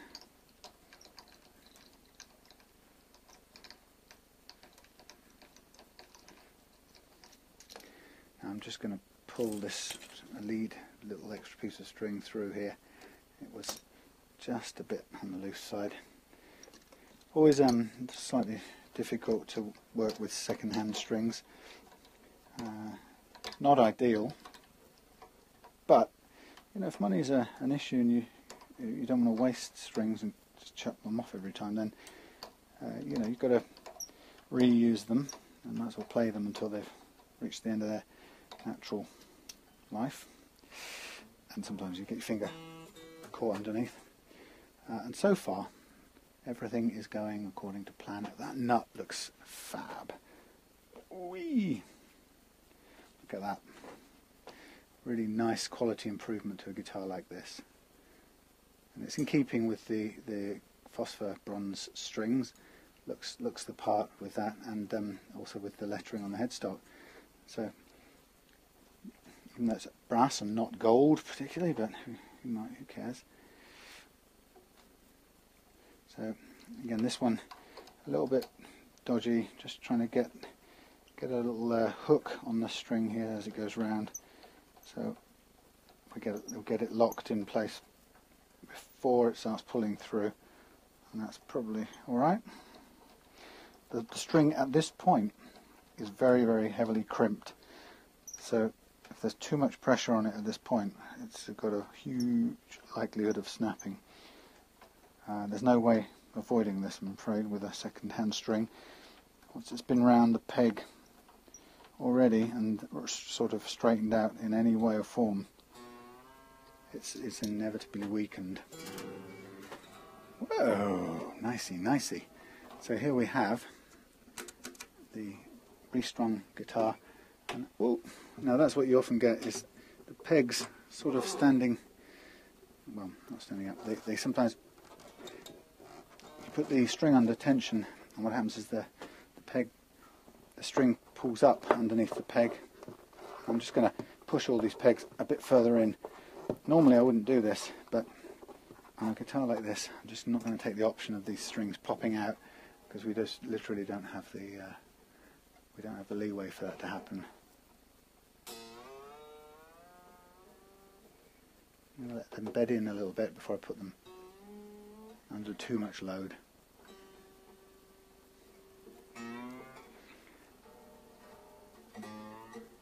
Lovely sounding guitar anyway.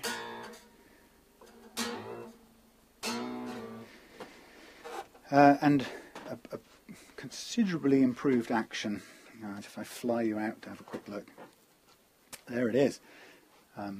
Lovely looking brass nut. There's a little bit under there, that white spot there, by the way, is a little bit of the polishing cream caught under there, which I can just wipe out with a cloth. But nice improved action. You can see it's down to really quite low level, but it should be really playable when we put a tiny bit of relief into the neck. So what I'm going to do first of all is vary your camera angle. I'm just going to pop that down there, and I'm going to get myself a note, tuning note.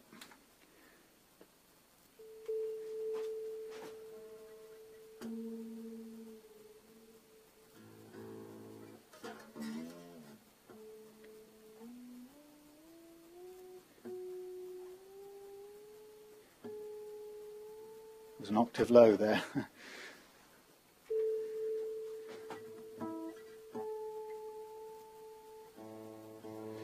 Now I'll just bring the others to match the tuning.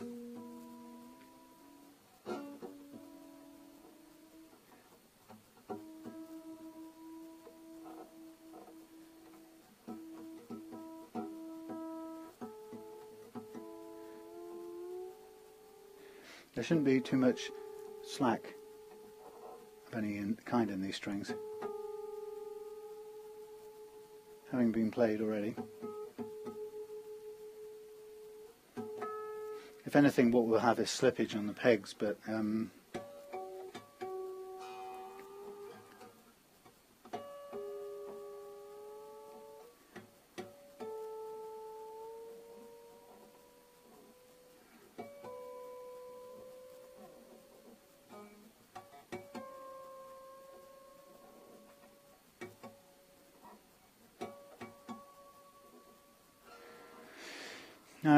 sort of, you catch me holding my breath here, because whenever I get to this stage in tuning an acoustic, it's always quite challenging, but especially when it's one that you've put second-hand strings back onto it.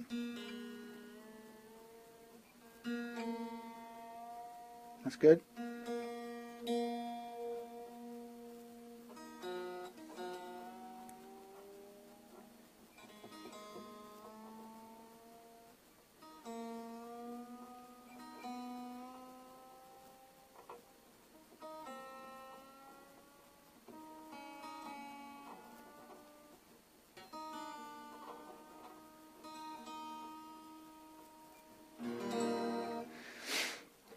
Obviously that needs another run on the tuning.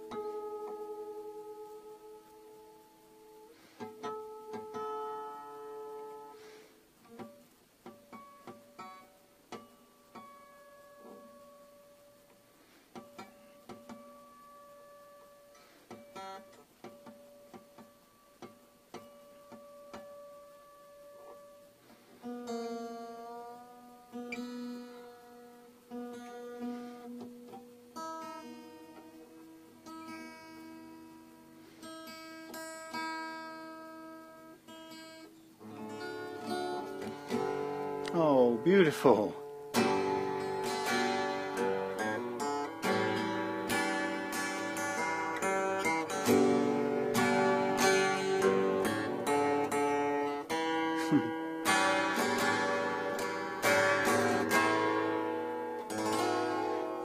That sounds lovely.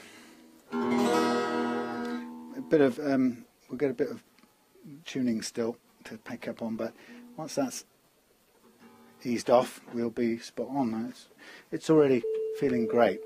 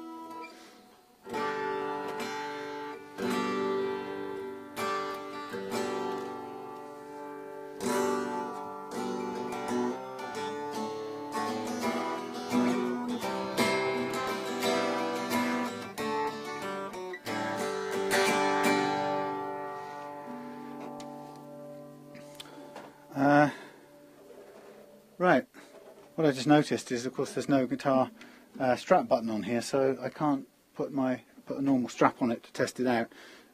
But Jay, that is sounding splendid to me, sounding great, and it's playing quite a bit easier than it was before, because of the bit of leveling we did there. Everything's ringing out clear.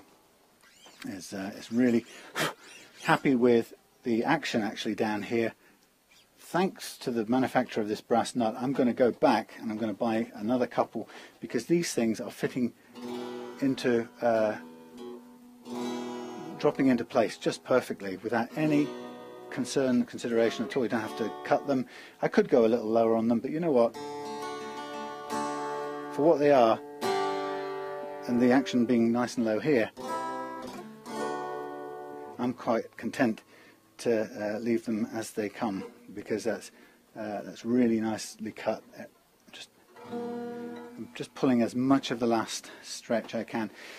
I have to say, Jay, if this doesn't settle down tuning wise,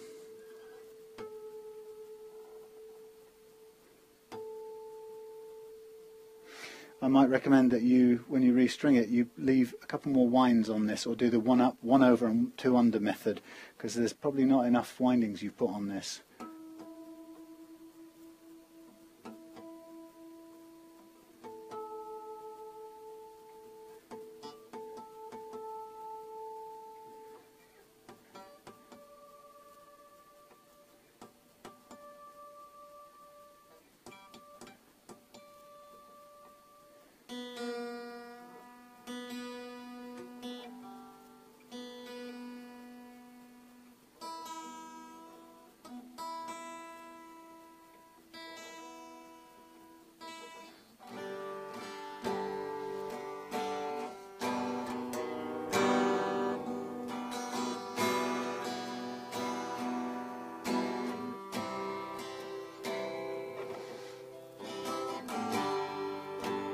Yeah, I can hear the bass going out already.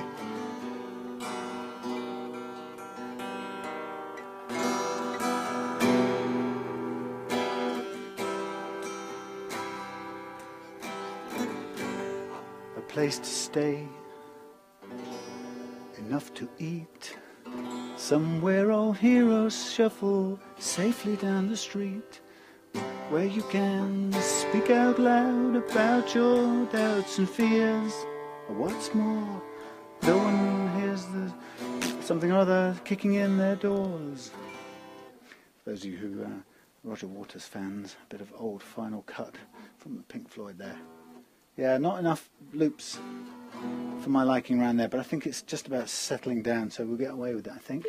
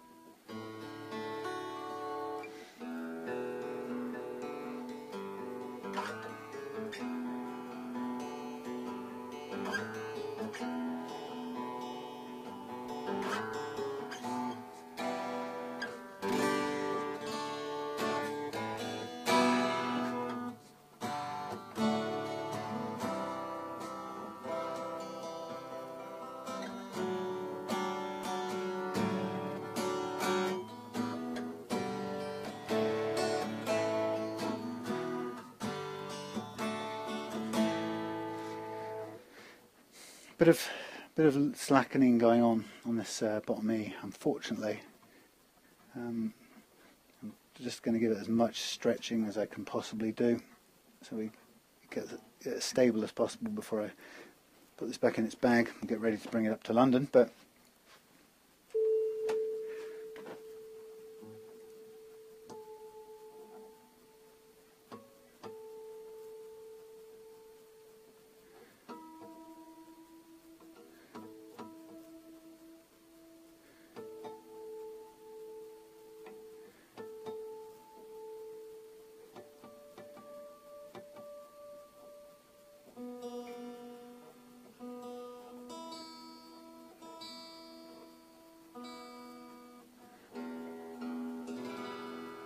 it's a beautiful sound.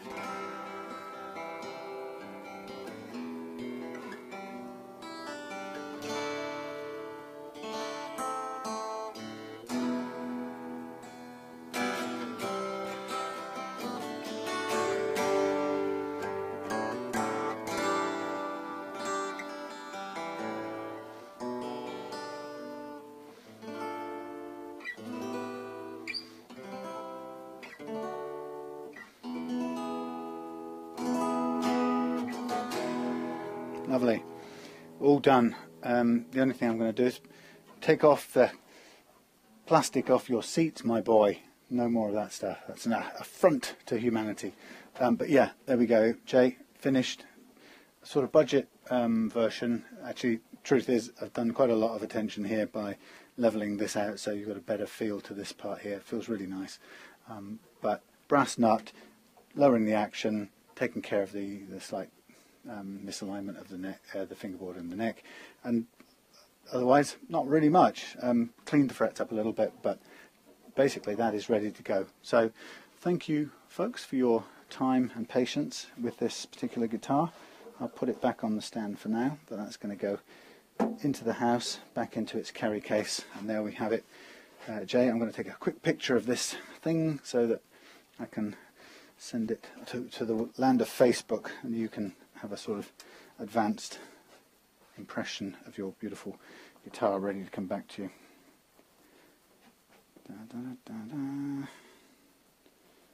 Not too bad lighting in here at the moment. I'm hoping the video's a little bit better.